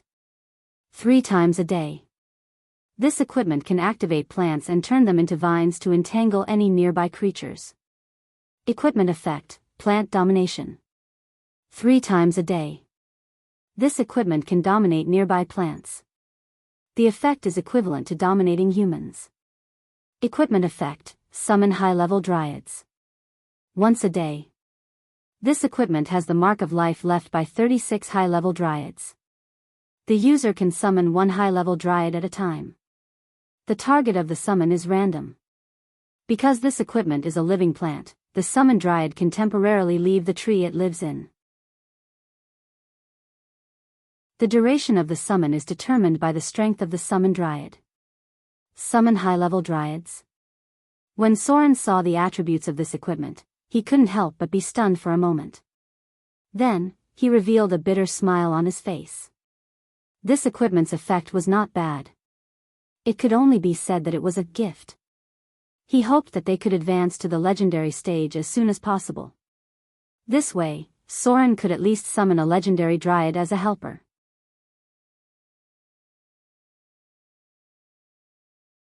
Chapter 701. Fire. There was fire everywhere, and the raging fire lit up the entire night sky. There were screams of panic and fear from others in the distance, and there was a strange and terrifying laughter full of excitement. Blood. There was blood everywhere, and the strong smell of blood enveloped the town. The sky seemed to be dyed red with blood, and the moon was a strange dark red. Will. Thank God. You're not dead yet. Get up quickly. A big man with a full beard appeared in front of him. He was wearing a simple mail armor, and there was a blood stain on his chest. There were 3 claw marks on his thick arm. At this moment, he carried a war hammer with one hand and came to Will's side. He quickly threw a long sword over and shouted, "Get up and fight. The devils have rushed into the town." The young man slowly got up. He shook his head as if he wanted to figure out everything in front of him, but soon some memories began to appear. The sky was a bit strange this evening because it was too red. It was still winter, and there should not be such bright red clouds, not to mention that even the moon was stained with a trace of dark red. The devils had arrived. No one knew where they came from. They seemed to have descended from the sky and suddenly appeared beside the town. Then, they began to attack crazily. Battle. The town's garrison was defeated, and the militia was easily scattered by the devils. He encountered a lone berserk devil. Although he successfully killed the berserk devil with his own strength, the last impact made him faint. Fortunately, he was not unconscious for long. Captain. A young and slightly immature boy ran over. At this moment, his expression was abnormally frightened, and he was a little incoherent. Dead. They're all dead. Hank. Ryan. Shasta, they were all dead, they were all dead. Ah. There was a sharp scream of a woman in the distance. Will was very familiar with this voice because she was the cook in the town. She was a chubby aunt who was usually a little naggy but was good to people. Occasionally, she would give some food to the children from the kitchen. I'm fine. Will stood up shakily, then reached out and clenched the long sword in his hand. He blocked the hand of the man in front of him who wanted to help him up and said in a hoarse voice, "What about the others?" Quickly asked the priests of the temple for help. And Sir Clyde. He was Will Jackson, the captain of Eastlake Town's militia and a retired adventurer. The bearded man looked around with an ugly expression and said in a low voice, "Everyone has been scattered. Some of the cowards ran away. The demons have already rushed into the residential area. We have to save them." In the residential area. Will's eyes were bloodshot. He gripped his sword tightly and rushed out, roaring, "Gather the others. We can't just sit here and wait for death. Open the military supply depot. Give all men weapons. They must fight to protect their homeland." Will rushed out, and a low-level dretch appeared in front of him. As a former adventurer, he had seen demons when fighting against some evil spellcasters, but he had never seen so many of them, and there were even more terrifying ones among them. He felt a burning sensation in his lungs. The initial impact had already caused him internal injuries. He had to rely on his physique, which far surpassed that of ordinary people, to suppress his injuries and continue fighting. Poochie. Will killed the dretch in front of him with a sword, and then he saw a trembling figure hiding behind a haystack. Ron, a child, 14 years old this year. Because he was not tall, he was always bullied. He had always wanted to join the militia to make himself stronger. Pa. There was no time for Will to say anything. He directly lifted the child in front of him with one hand, and then slapped him. The poor little guy had been scared silly. Will took a sword that fell next to him, then put it in his hand, and roared, "Pick up the sword. Go to the garrison. Don't stay here. Tell the patrol to come and help." The child in front of him trembled as he got up. There were corpses scattered around him. Some of them belonged to demons, but most of them belonged to humans. Broken limbs were everywhere on the ground, and there were several corpses that had been gnawed beyond recognition. He suddenly vomited, vomiting so much that his bile came out. Will sighed. After all, he was just an ordinary civilian. Facing everything in front of him, he was easily on the verge of collapse. He had no time to care about this guy, so he could only pick up his sword and rush forward. A lot of people died. In just a short distance of 100 or 200 meters, he saw the corpses of many of his colleagues. Some were from the militia, and some were from the garrison. Even He also saw a broken corpse in full armor. It was Lord Drick, a canonized knight and one of the most powerful professions in the town. His body was torn into two halves. Will couldn't imagine what kind of terrifying power could kill a canonized knight in such a cruel way. Demons. The figures of demons appeared in front of him. They rampaged through the raging fire. A delicate and pretty girl ran out of a hiding corner in fear because of the fire. Before Will could rush over to rescue her, a few wandering demons rushed over and tore this young and beautiful life into pieces in an instant. No. Will's eyes were about to pop out. The unprecedented anger made him roar and rush over. He instantly swung his sword and killed the demons in front of him. A bright light appeared. Then there was a burst of explosions. Will gasped and looked up. He couldn't help but murmur, "What's over there?" The temple. Donghu town was located in the southern part of the continent. There were temples here to serve the goddess of agriculture, the goddess of river, and the Red Knight, the goddess of strategy. Will began to rush towards the temple, but the scattered demons nearby were also attracted by the explosion over there and began to gather there one by one. Corpses. There were corpses everywhere. One by one, familiar faces had now become cold corpses. Will's heart was full of sadness and anger. Although he moved here after ending his adventuring career, 5 years had already made him accustomed to life here and regarded this quiet town as his home. Arcane missile. Protection from evil. Fireball. The brilliance of spells emerged, and the surroundings of the three temples had turned into a battlefield. The surviving old, weak, women, and children hid inside the temple, and outside were some men with weapons. Several spellcasters were active on the battlefield. Relying on their strength, these people could block the attacks of the demons again and again.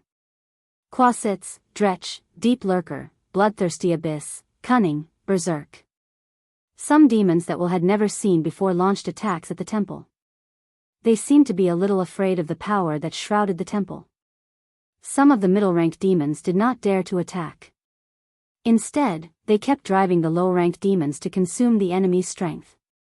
Will. A trembling girl hiding in the temple suddenly stood up and said anxiously to Will in the distance, "Be careful." Behind you, a great sense of crisis suddenly came. Will rolled forward almost without thinking. Then, a violent explosion sounded. His figure was directly blasted into the air. The fire spread. A figure with flames all over its body came out of the ruins in front of it. It looked like a burning humanoid creature. With a wave of its hand, a huge fireball came out. Flaming Demon. One of the most powerful middle-grade demons in the abyss, the basic form of the Baler. The appearance of the Flaming Demon was undoubtedly the last straw to break the balance. With the explosion of a fireball in the crowd, the warriors near the temple suffered heavy losses in an instant. A flaming demon with a challenge rating of more than 8 was not something they could fight against. If his adventurer companions were still there, Will might be able to kill the flaming demon in front of him because he was a warrior who had successfully entered the 3rd grade not long ago. But now, almost no one could stop its advance. Although there were a few wizards living in Eastlake Town, most of them only had the power of a rank 2 wizard. Only one of them could cast a spell that was rank 4 or above. Servant. Come to me. An impassioned battle cry rang out, accompanied by the galloping sound of horse hooves. A group of cavalry appeared on the opposite street. The leader of the group was a human heavy knight in full body armor. His body was covered in medieval Gothic plate armor. Beside him was a fully armed cavalry. Compared to the poorly equipped militia and guards, these people could be considered as a real army. My lord. It's Baron Bollock. We're saved. The sound of galloping horse hooves covered the excited roars of the demons. The cavalry was like a sharp knife that directly stabbed into the enemy's vitals. A cunning demon was lifted up by a spear. The first wave of the cavalryman's charge instantly inflicted heavy casualties on the devils. But it was a pity that this wasn't a flat plain. In the narrow space of the town, even the powerful personal guards of the Overlord only had one chance to charge. A violent demon seized the opportunity. This demon, which weighed nearly 1,500 pounds, threw the horse to the ground and then grabbed the knight servant, who fell off the horse. With a twist of its hands, the knight servant was torn in half. Fire. Blood. Slaughter. The abyssal language reverberated in the air as the flaming demon turned around. As the raging flames ignited the surroundings, this terrifying demon turned its attention to these people. The loud and clear cry of an eagle suddenly rang out. A male eagle hovered over the town. At this moment, the whole Eastlake town had turned into a sea of fire. The once prosperous town was only left with burning ruins and corpses. Demons? Why are there so many demons in the material plane? The figure of the male eagle swooped down and turned into a tall elf droll at the moment of landing. On his chest was the emblem of the Droll Church. With a bestial roar, a huge brown bear suddenly appeared beside him. Animal companion. As a wild droll of the Nature Church, although he did not like to get along with humans, in this situation, he decided to help humans fight against the demons. The sky was blood red. It was so oppressive that people felt as if they could not breathe. Just when people thought that they could finally usher in victory, suddenly a crack appeared in mid-air, and then a huge ferocious spider slowly crawled out. At this moment, even Droll's face changed drastically. He said, "Demon hunting spider?" At the same time, in the laboratory of Motor City, Gloria, who was studying the floating ring, suddenly changed her face. Then the mechanical voice of the Thalling experiment ET sounded, "Unknown spatial anomaly in the alert area. All the magic traps have been triggered." A light of teleportation appeared. Gloria's figure suddenly appeared on the lighthouse. As she injected magic into a strange metal magic device, suddenly a sharp alarm sounded over the entire Motor City. In an instant, countless people were awakened from their sleep. The roars of officers came from the direction of the barracks and the garrison. Groups of Motor City guards began to gather. In just 10 minutes, thousands of troops had gathered. The sky in the distance was dark red. About 12 kilometers away from Motor City, it was shrouded in a strange blood-red cloud.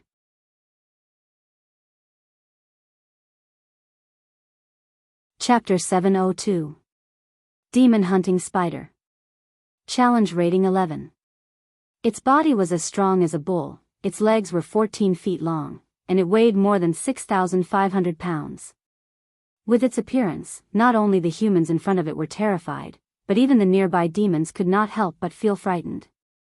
They were the creation of the demon prince, Demogorgon. They were very good at finding items, hunting enemies, and chasing escaped slaves. Demon hunting spiders fought with 4 claws, but their magic eye rays were more deadly. Because the eyes of demon hunting spiders could produce 4 different magic rays: flame, ice, electric, petrification. The demon hunting spider in front of them was the most dangerous one. Because when it cast its ferocious eyes at a human warrior in front of it, suddenly a ray of light shot out, and then the human warrior turned into a stone. This was not a monster they could fight against at all. For a moment, everyone could not help but feel desperate. As the wizards who knew the bottomless abyss better, their faces were even paler. There were 2 kinds of spiders in the bottomless abyss. The first was the demon hunting spider created by the demon prince. They were simply ruthless killers. The second was the demon hunting spider transformed by the queen of spiders, Lolth. They were extremely dangerous ambushers. One of these 2 spiders had a challenge rating of 10, and the other had a challenge rating of 11, and the challenge difficulty was above a level. Many adventurers had died in their hands. Even in the bottomless abyss, many demons were slaughtered by them. This was simply a bloody massacre. The demon hunting spider's strength value was as high as 31 points, and its dexterity value was also far higher than that of ordinary people, which was 17 points. They had multiple attacks with 4 claws in close combat, and their long-range attacks were extremely dangerous. This was the difference in strength. It was like a medieval knight trying to kill the ultralisk of the Zerg. The demon hunting spider's magic eye ray was more terrifying than a laser. The damage of fire, ice, and electric was 72 points. the petrification effect could not pass the test and would be instantly killed. There were not many people present who could withstand one of its attacks. On the other side, more than 10 kilometers outside Mordor City, Gloria's expression was extremely solemn at this moment. In the town that had just been built in front of her, the guards and demons were already fighting. This newly completed town had now become a bloody battlefield. The guards and militias in the town were paying an astonishing price to block the tide-like attack of the demons. If it weren't for the fact that Mordor City was nearby and they firmly believed that reinforcements would arrive soon, they would have been completely defeated by the first round of attacks of the demon army. But even so, the defenses on the city walls were in imminent danger. However, the wooden walls that were 4 to 5 meters tall couldn't stop the devils from climbing. In fact, the berserk devils' ferocious attacks were about to break through one of the walls. Why would a demon-hunting spider appear here?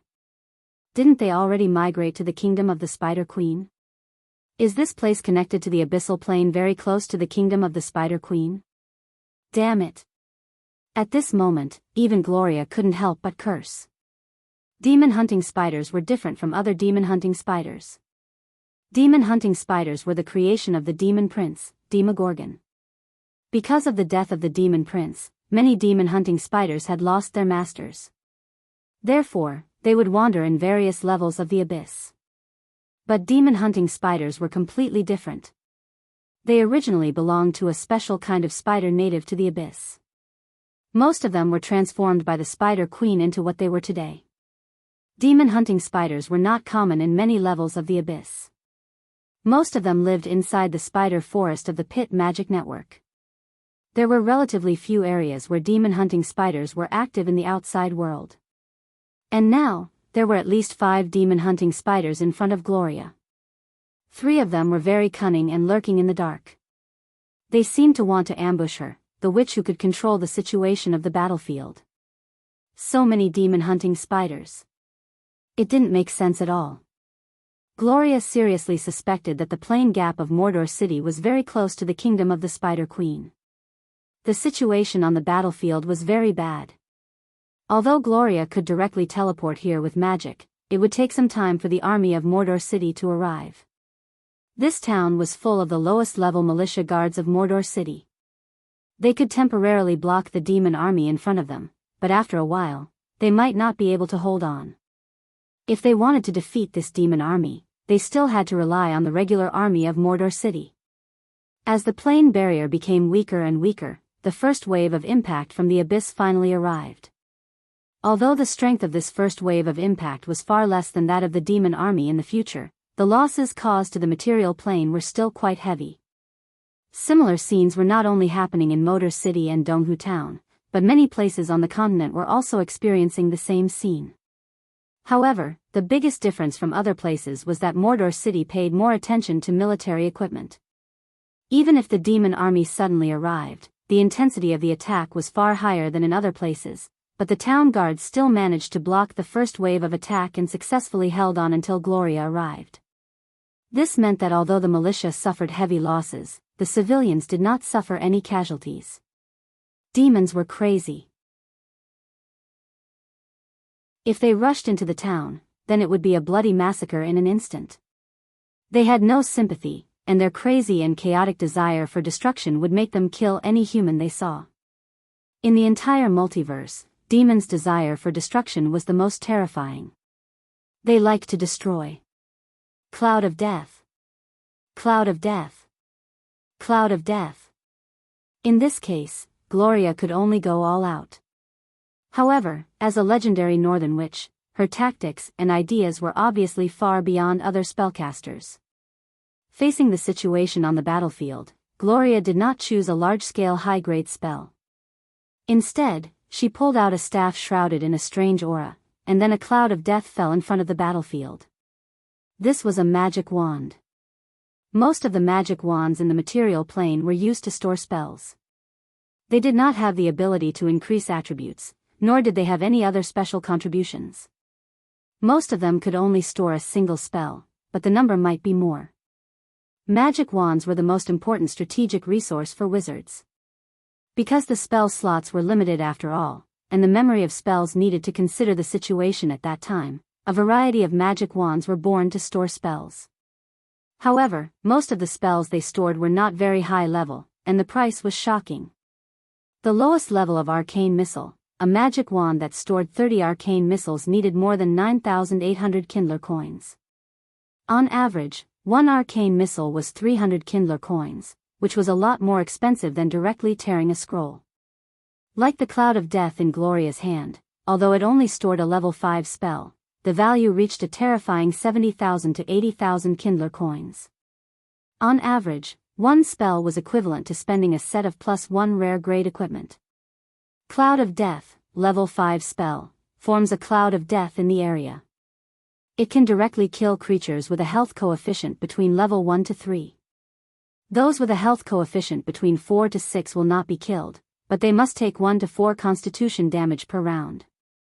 Creatures with a health coefficient above 6 are immune to the effect of death, but they must take 1 to 4 constitution damage. Those with a health coefficient above 6 are immune to the effect of death, but they must take 1 to 4 constitution damage. Creatures completely immune to the effect of the spell can ignore the effect of the spell. A strange cloud of death shrouded the battlefield. The 3 cloud of death formed an isolation zone at the most critical point. It did not cover the range of the city wall, but it covered all the demons under the city wall. Then there was a burst of screams. Those dretches, quasits, abyss lurkers, and so on, who had gathered together and wanted to climb up the city wall, struggled and fell to the ground one by one. In an instant, they had died with blood flowing out of their 7 orifices. Although these low-level demons were not weak, their own creature level was not high enough. They were directly killed by the cloud of death. As for those more powerful demons, although they were not directly killed, they were constantly poisoned within the range of the cloud of death. If they rushed forward, they could not break through the defense of the city wall. If they retreated, they were completely blocked because of the poor discipline of the demons. All of a sudden, the pressure on the city wall was reduced by more than 70%, which gave the town guards a precious chance to breathe. This was one of the strengths of wizards. 3 level 5 spells directly reversed the absolute disadvantage on the battlefield. The effect may be more effective than a level 8 or 9 spell. Cloud of Death, level 8 spell. The 3 Cloud of Death had provided Gloria with the conditions to harvest heads. The low-level demons had all died because of the Cloud of Death, and the high-level demons had been reduced by a lot. At this time, a large-scale lethality spell was enough to form the effect of cutting wheat, and an area on the battlefield could be cleared in an instant. Cloud of Death was a level 8 spell. It was difficult to record such a high-level spell with a scroll, but fortunately, Gloria remembered this spell. Basically, wizards would keep 1 or 2 large-scale lethality spells. A strong magic aura emerged. With Gloria's chant, a scorching red cloud covered a large area of the battlefield in front of her. Even if they were dozens of meters away, they could feel the billowing heat waves madly.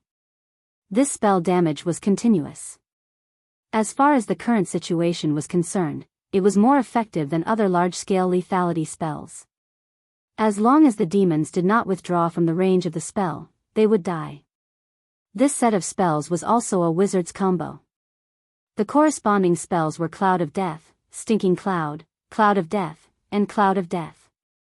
As the battlefield was cleared, the people on the city wall couldn't help but cheer, but soon behind the demons, some huge spiders and middle-grade demons appeared. In the War of Demons, the cannon fodder was always used to consume the enemy's strength. The real decisive factor was the more powerful demons. However, at this time, 3 teleportation spells appeared one after another beside Gloria. Fallen Witch, Vivian, and the High Priest. The top spellcasters of Motor City had all rushed to the battlefield.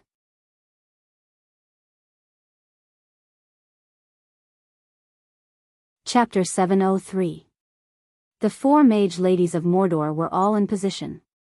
Although there were still a lot of demons in front of them, when Gloria, Fallen Witch, Vivian, and the High Priest appeared at the same time, the situation on the battlefield had been completely reversed. Mind Blast. Flame Whip. Dominate demons. Blizzard. For magic auras instantly enveloped the entire battlefield. Vivian took the lead and gathered a flame whip in her palm out of thin air. With a wave of her hand, the raging fire spread out. As Soren's half-sister, although she was a talented sorcerer, she still had good disciples in close combat. No spellcaster in this world was weak. Any wizard could withstand close combat, but their ability was not as good as the close combat professions. Fallen Witch's figure seemed to be very skillful in shuttling through the demons. As the contractor of the Succubus Queen, she seemed to have some high-grade succubus abilities, such as some strange charm spells and the special ability to dominate middle and lower-level demons. With the 4 legendary mage ladies working together, the demon army was finally no longer a threat. Although the number was still very large, it was basically impossible to break through the city wall. Although Gloria and her party had the advantage, they did not launch a counterattack. It was not that there were no spells that could directly affect the outcome of a war, but most of them had too high requirements. The current situation did not allow them to use spells that consumed too much ability. For example, Meteorite. If someone could use this spell, there was no doubt that the battle could end in an instant. But what would be the consequences of using Meteorite? First of all, the terrifying impact would destroy all these demons. Then, the impact of the meteorite would completely change the structure of the surrounding terrain. Then, the strong shock wave would sweep through everything in the vicinity, including the city walls, houses, residents, and farmlands. The meteorite from the astral plane was very likely to have radiation. A spell with astonishing lethality also meant extremely terrifying destructive power. The town might be turned into ruins in an instant. The effect of meteor burst might be better. But it could only be used to attack the rear. If the distance was a little closer, none of the guards who were fighting near the town would survive. In this kind of stalemate, 8th circle spells were the limit if they didn't want to harm their allies. What they had to do now was to stabilize the situation and wait for the army of Mordor to come and completely destroy these demons. A dragon's roar sounded. The great priestess looked up at the sky and then opened up a mental barrier. As a wave of dragons might descended from the sky, a shadow dragon that seemed to be in its youth appeared on the battlefield. Dragon's breath. The terrifying poison mist dance shrouded the battlefield. Although young dragons were not as powerful as adult dragons, their strength was still enough to suppress many demons. After all, dragons were creatures at the top of the food chain no matter which plane they were in. A ray of magical light appeared. Although Wizard Saruman had stayed in Mordor City for a long time, he had not shown up for a while. At this moment, he also appeared near the battlefield. When he saw so many demons, he couldn't help but be shocked. Then, he flew towards a gap in the city wall. Some strange seeds were sowed. Enchanted vine. Enchanted plant. Hasten growth. For a long time, Wizard Saruman had been studying the strange mutant plants in the Outer Islands. Most of them were extremely dangerous and aggressive man-eating plants. At this moment, under the power of magic, these seeds quickly broke out of the ground, and then grew into vines covered with venom, man-eating plants with some sharp teeth, and even some strange plants that looked like ghosts. These plants attacked wildly as soon as the demons approached.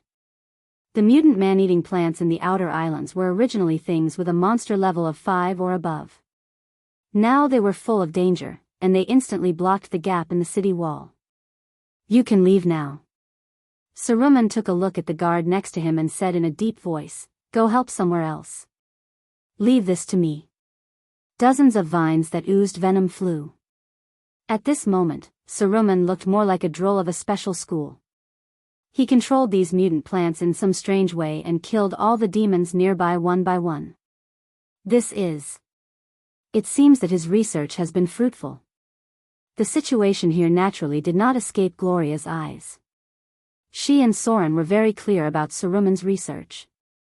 Although this kind of experiment was a little dangerous, they tacitly agreed with Saruman's research. Now, looking at the performance of these man-eating plants on the battlefield, Saruman should have made a breakthrough and used the method of enchanted plants to cultivate products that could be controlled. The power of the vines was so great that it could easily strangle middle and low-grade demons. The vines would constantly ooze venom, and even demons would be corroded after touching the skin. The vines that were cut off would quickly regenerate, but after reaching a certain level, they would gradually wither. At this time, Saruman would sprinkle a little more seeds and start to cast spells. The battle was still going on. However, the attacks of the demons had been weakened a lot. The battlefield gradually shifted to the bottom of the city wall, and not many demons could rush up the wall. The only threat was those demon-hunting spiders, and the witches did not dare to be careless against these monsters. Blackie. Bite them to death. Vivian's figure jumped back. She didn't seem to like these ferocious spiders very much. She didn't even want to get close to them, so she shouted at the sky, and then a huge Quetzalcoatl swooped down. This Quetzalcoatl should have been given a trace of divinity by Vivian, otherwise it would not have grown so big in a short time. The dragon's roar sounded again. This time there were more of them, but there was no such strong dragon's aura. The dragon knights have arrived. A huge shadow appeared on the edge of the battlefield, followed by the drow warriors riding the Quetzalcoatls. There was only one combat formation in Mordor City at present. There were a total of 5 dragon knights. Ordinary humans simply could not meet the requirements to ride and control a Quetzalcoatl. Even within the drows, only those lizard knights who had received combat training with petrifying lizards could do it. Even among the drows, there were only a dozen or so such talents. In other words, even if the city of Mordor could tame enough Quetzalcoatls, they could only complete 2 dragon knight formations in a short time, about 12 dragon knights. Although the number was small, the dragon knights were quite powerful. The fighting power of the dragon subspecies itself was amazing. With the superb skills of the drow warriors, they could even kill a middle-grade demon with one blow. The dragon subspecies skin was tough enough, and long-range attacks did not have a good effect on them. Dragon tail sweep. The shadow dragon seemed to have noticed that the demons were poorly equipped. It realized that most of the demons couldn't break through its dragon scales and deal enough damage to it. Moreover, the high priest would occasionally cast divine healing spells on it. So it simply fell from the sky and swept its dragon tail. In an instant, more than a dozen demons were sent flying, and then the impact cleared nearly 30 meters of space around it. Dragon wing strike. Even Soren did not dare to take the 2 consecutive moves of the adult dragon, let alone these demons. The shadow dragon seemed to be invincible in the demon army for a while. Ta-ta-ta. The sound of heavy horse hooves rang out, accompanied by the fluttering of black flags in the wind. A team of heavily armored knights appeared on the battlefield. Heavy cavalry. The entire city of Mordor now had less than 500 people. Because of the lack of horses in the overseas areas, this heavy cavalry unit did not expand. Lance. The knight slowly put down his mask, rode his horse in front of the heavy cavalry line, and roared, "It's time to let those bastards see our strength. Don't let those bastards always laugh at us for being a bunch of decorations. Knights.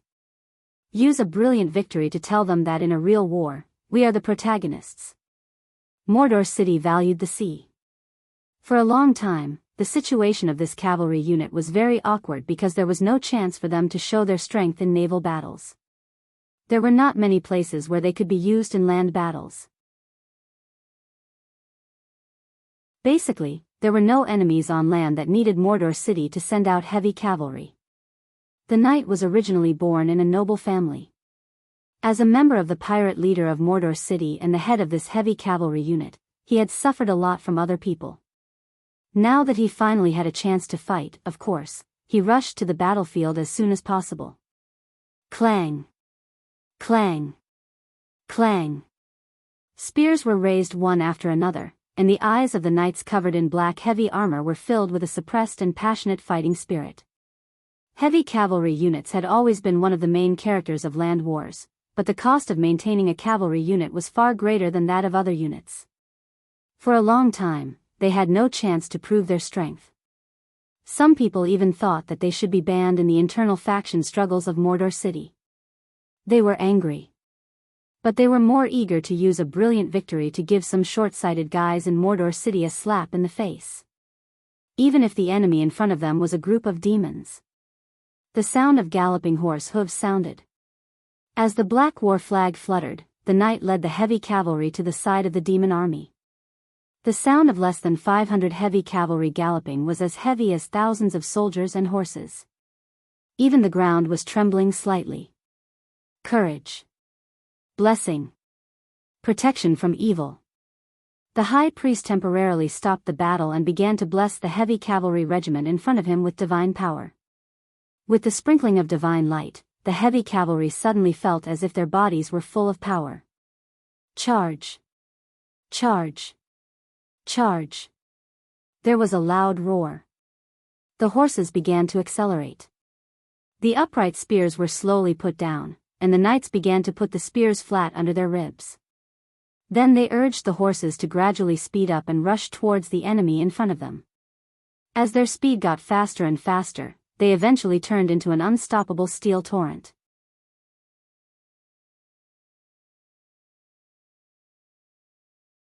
Chapter 704. Heavy cavalry had always played an important role in the Battle of Cold Weapons. Even if these enemies were replaced by demons, they still had a powerful deterrent force.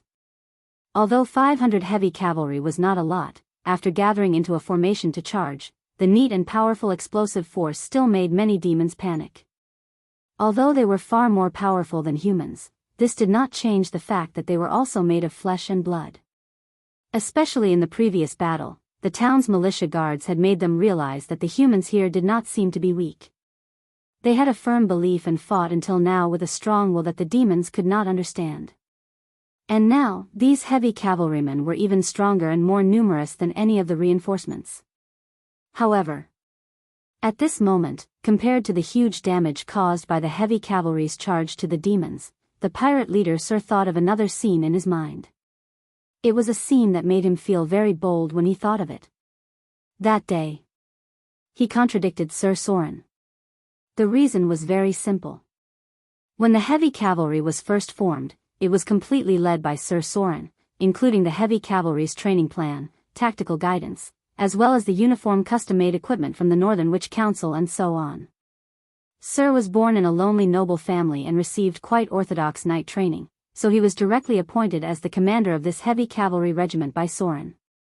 Sir had no problems in other aspects, but in the weapons of this heavy cavalry unit, he had a completely different view from Sir Soren. It was mainly because of the knight's spear they used. Compared to the knight's spear on land, the knight's spear that Sir Soren designed for them was a little longer. It could even be said that it was a bit like a dragon spear. Such a spear looked quite powerful, but in fact, it was not so flexible in battle. Sir had always thought that such a weapon was not conducive to the battle of the knights, especially when fighting against the infantry of other countries. It was easy to become the weakness of the knights. The design of the weapon made the first charge of the knights quite powerful. After the first charge, this weapon may also cause the following battle to be less flexible. Too long a weapon in a horse battle was not necessarily a good thing, and the fighting style of the Western spear was more rigid. The knight was puzzled by this. Therefore, not only did he contradict Sir Soren, he even argued with him. However, nothing changed. In the end, Sir Soren still suppressed his opinion. Mordor City was definitely under a centralized rule. Sir Soren was the supreme ruler of the city of Mordor. Because his suggestion was rejected, the knight was even depressed for a long time. He thought that only by showing the drawbacks of this weapon after a battle could he convince Sir Soren. But now, he realized that he was wrong. Although the spear was not flexible enough, it was only useful against creatures of the size of humans.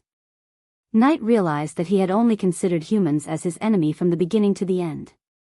Now that the enemy was a devil with an obvious advantage in size, he realized how useful the weapon in his hand was.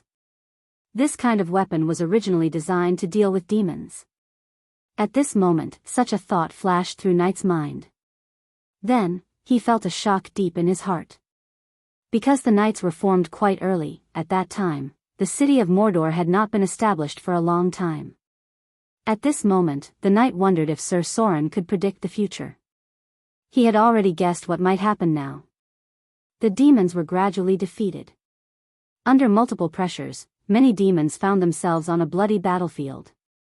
Although the humans in front of them were not as powerful as the demon army, their excellent discipline and tactics still brought huge losses to them.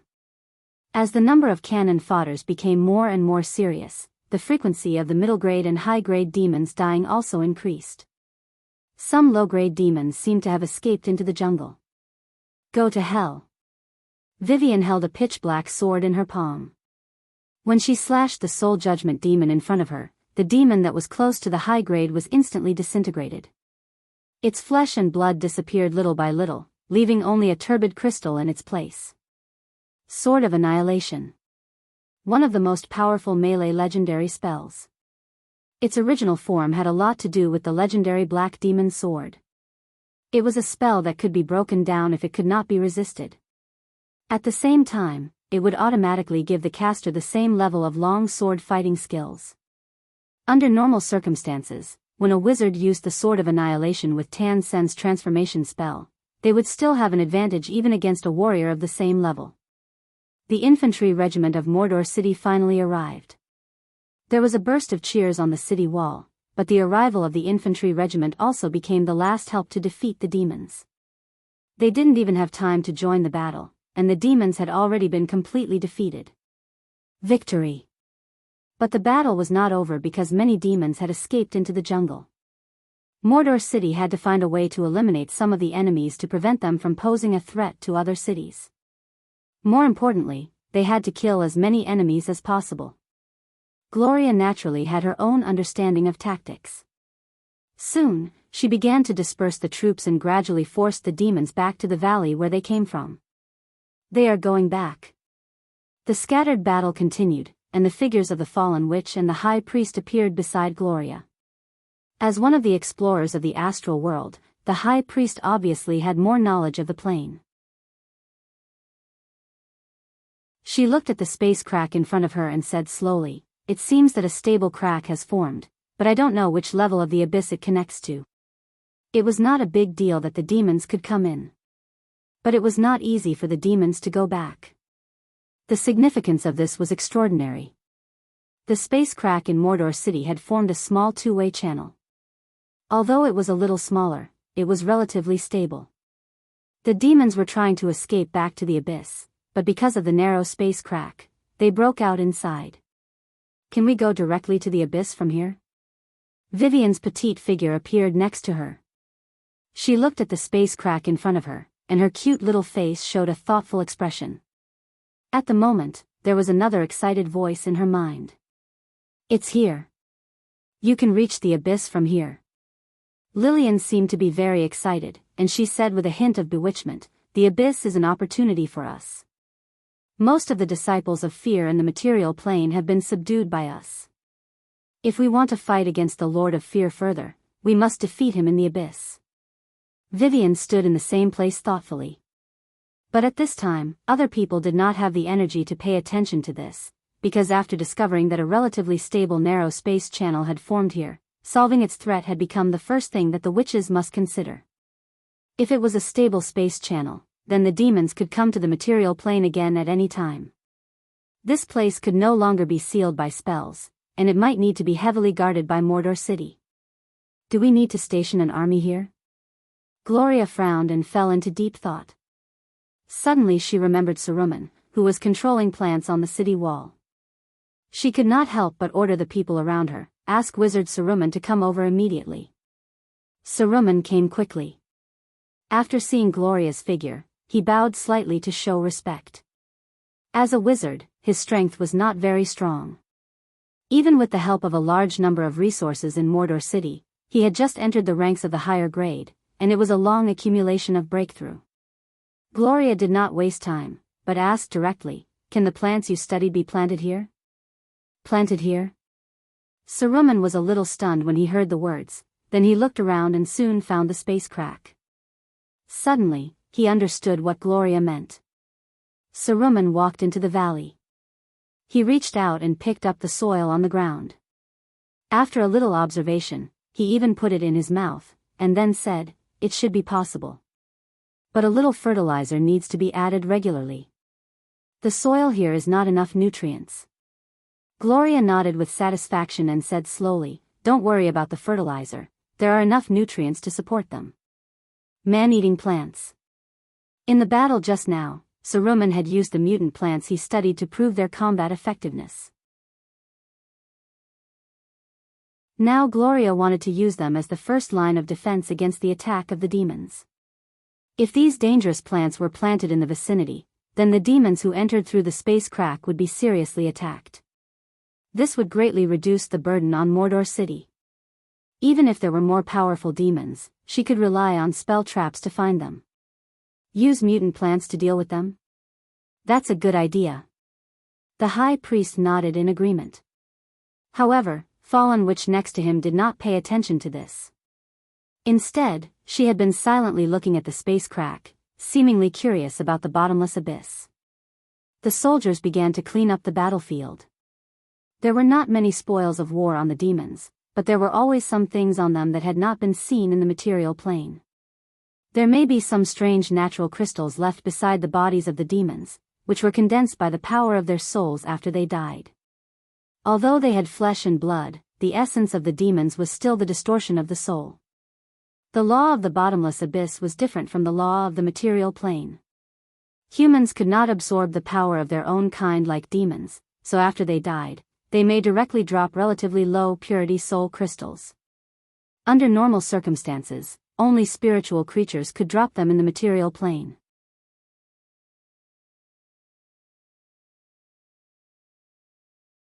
Chapter 705. Maybe it was because she had been with Soren for a long time, Gloria was also more aggressive in her way of doing things. On the same day, she ordered Saruman to plant a large number of mutant man-eating plants near the valley, and then gathered the labor force in the nearby towns to build a large military camp outside.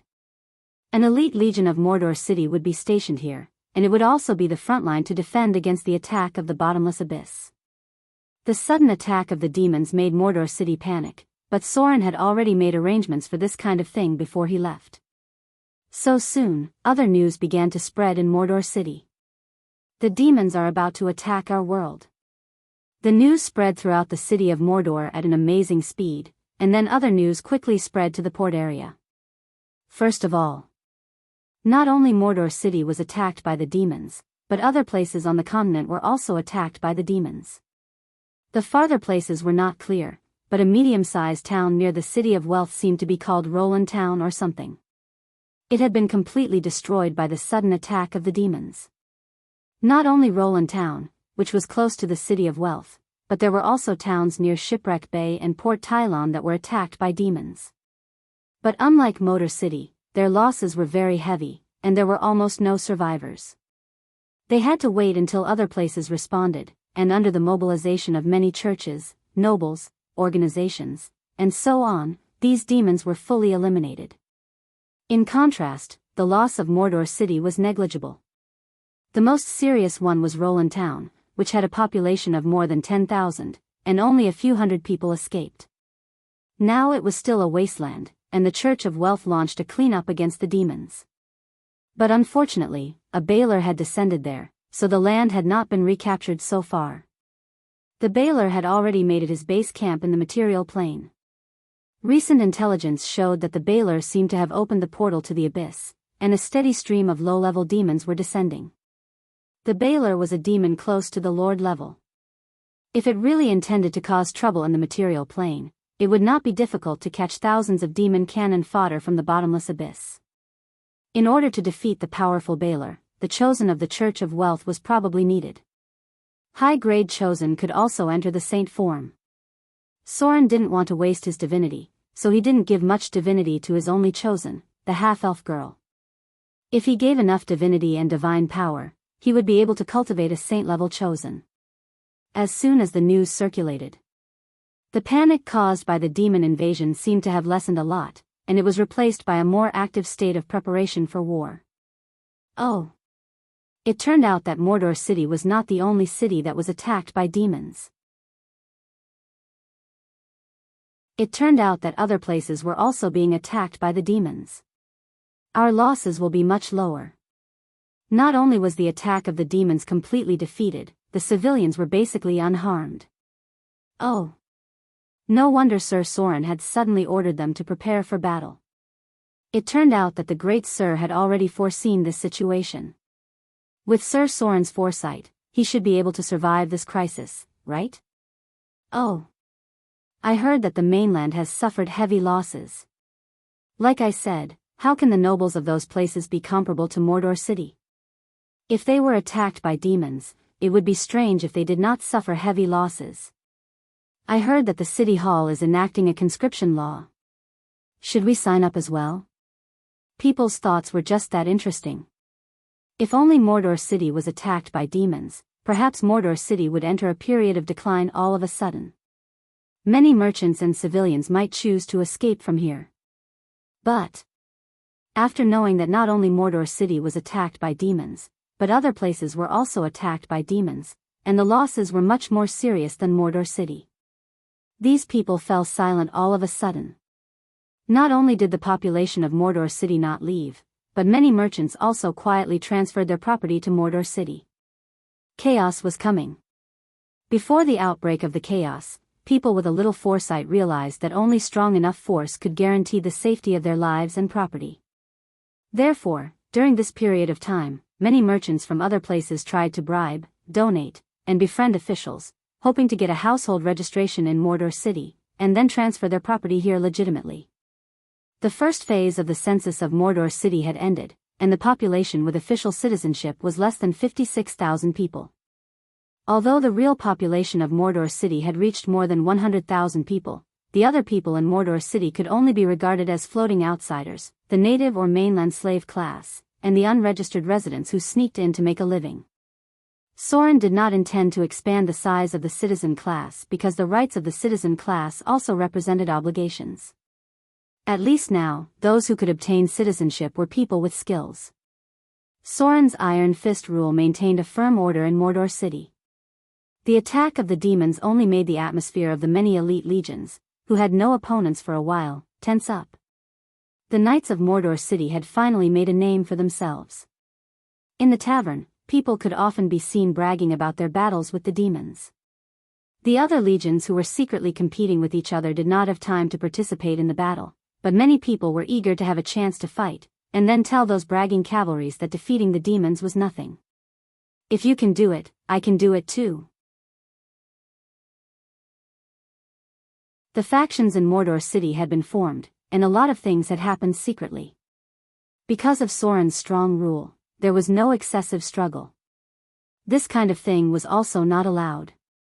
Otherwise, Soren would not mind carrying out another big purge. Many pirate leaders were very clear about Soren's cruel means.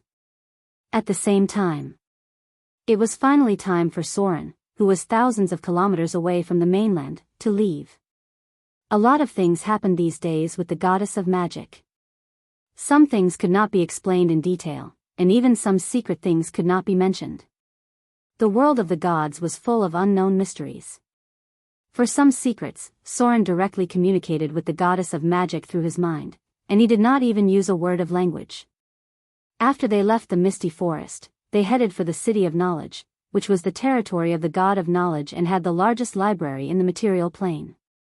They stayed here for 3 days, and then Soren and the goddess of magic left, while Ildis stayed here alone to look up some important information. Ildis had been in a bad mood recently. Since leaving the misty forest, he felt that he had become estranged from the Midnight Lady. Although she might be a little mean, it seemed that he was no longer of much use to the Midnight Lady. The calm legendary witch's attitude toward him suddenly became a lot colder.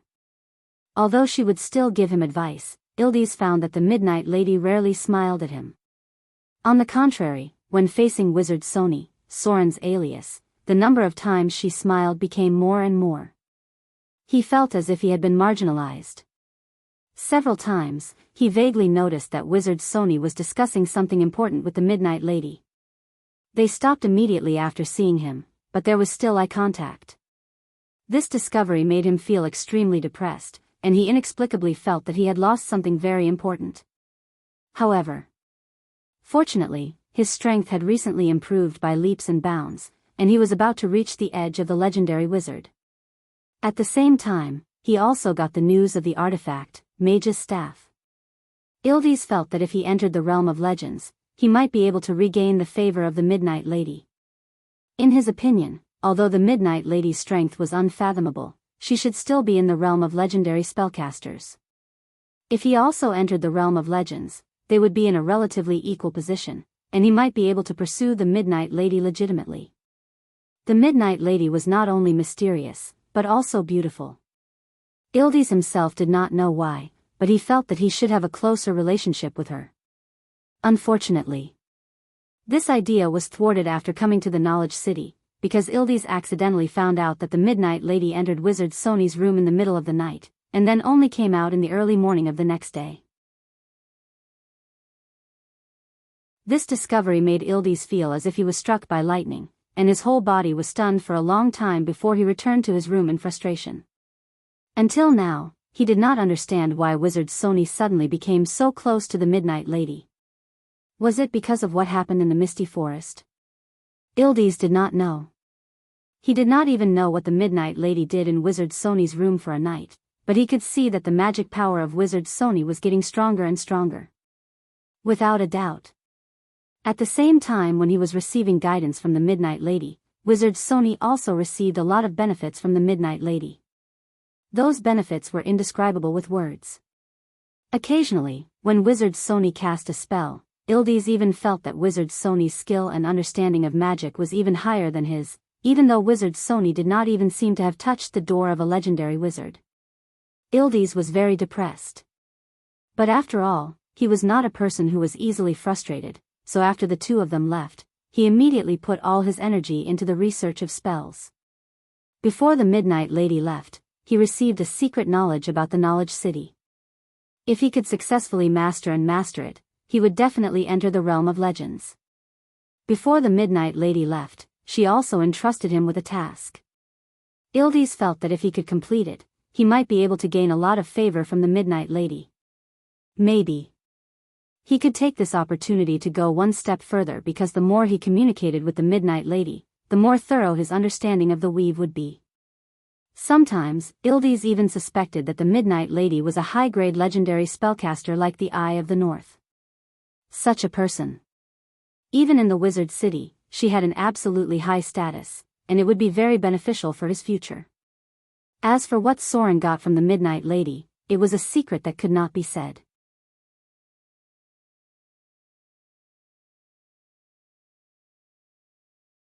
Chapter 706. In the depths of the multiverse. A spot of light suddenly appeared in the seemingly endless belt of light in the astral plane.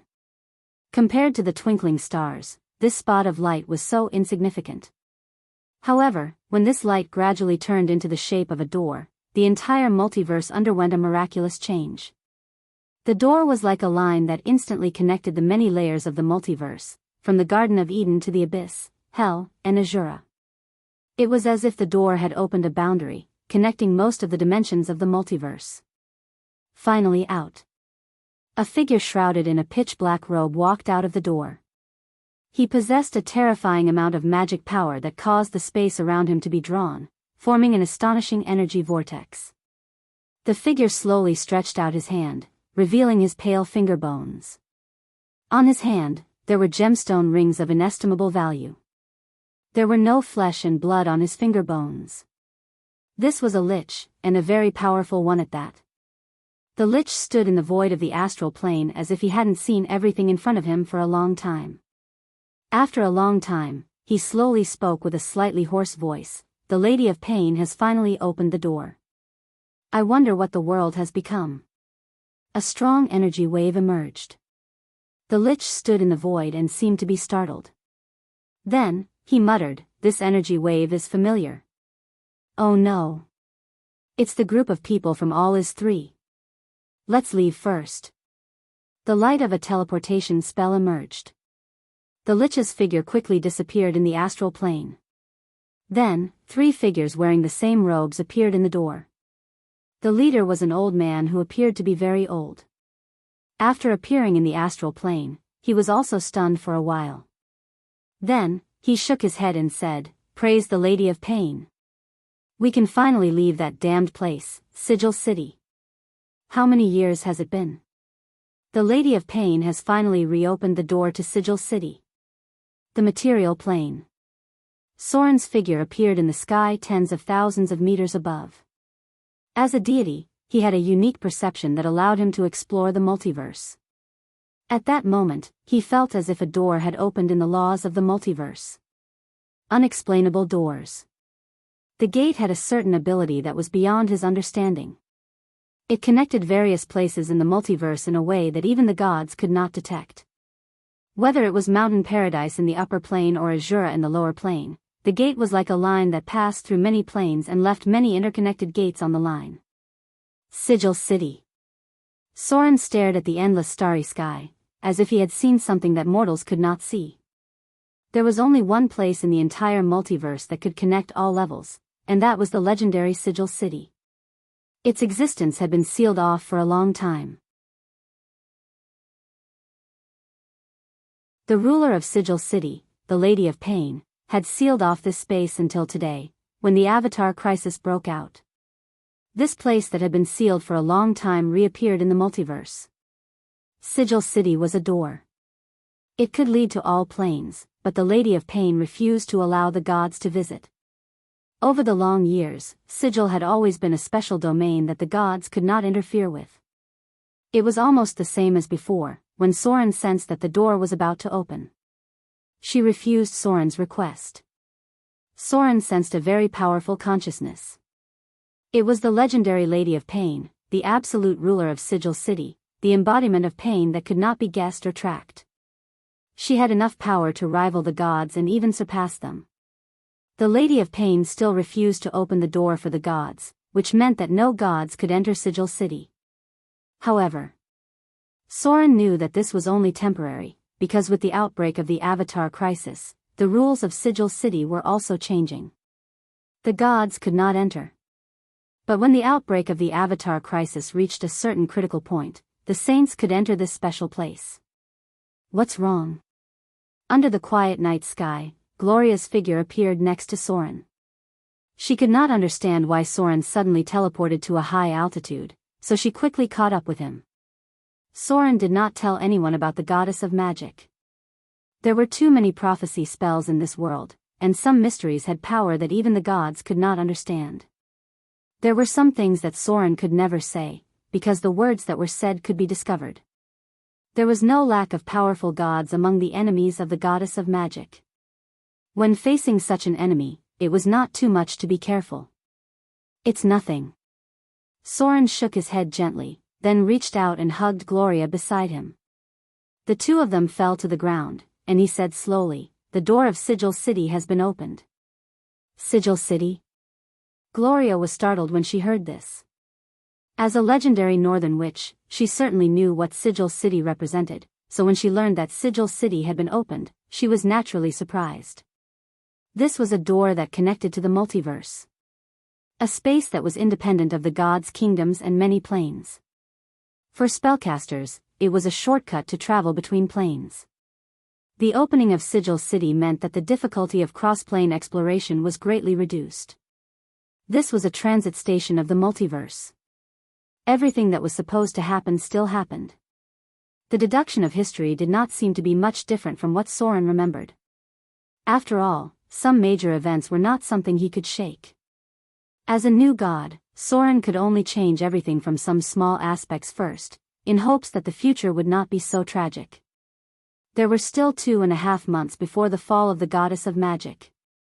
Soren left Motor City this time and did a lot of things, and even paid some price. He was not sure if he could change the direction of history, so he could only leave everything to time. The direct confrontation between powerful gods was not something he could participate in now, so Soren chose to temporarily separate from the goddess of magic and return to Motor City. Wanting to change did not mean that he had to die. If the existence that secretly hoped for the death of the goddess of magic was really one of the gods that Soren guessed, he would only be easily crushed if he rashly got involved in the battle with the goddess of magic. Lesser divine power. Although Soren's power was much stronger than before, it was still not enough to fight against existences like the Lady of the Night, the Queen of Spiders, and the Lord of Light. He knew what was likely to happen next. But he could not get involved. If the gods with great divine power broke out in a head-on battle in the material plane, a weak god like him might be regarded as an eyesore and easily erased. There was only so much Soren could do for them. The next step was up to the goddess of magic herself. Only those who stood at the top of the gods were qualified to intervene in some level of struggle. What he had to do now was to continue to accumulate his power. You're tuning into the Dreamy Love Stories YouTube channel. Don't forget to subscribe and join us on this journey to catch the most captivating stories.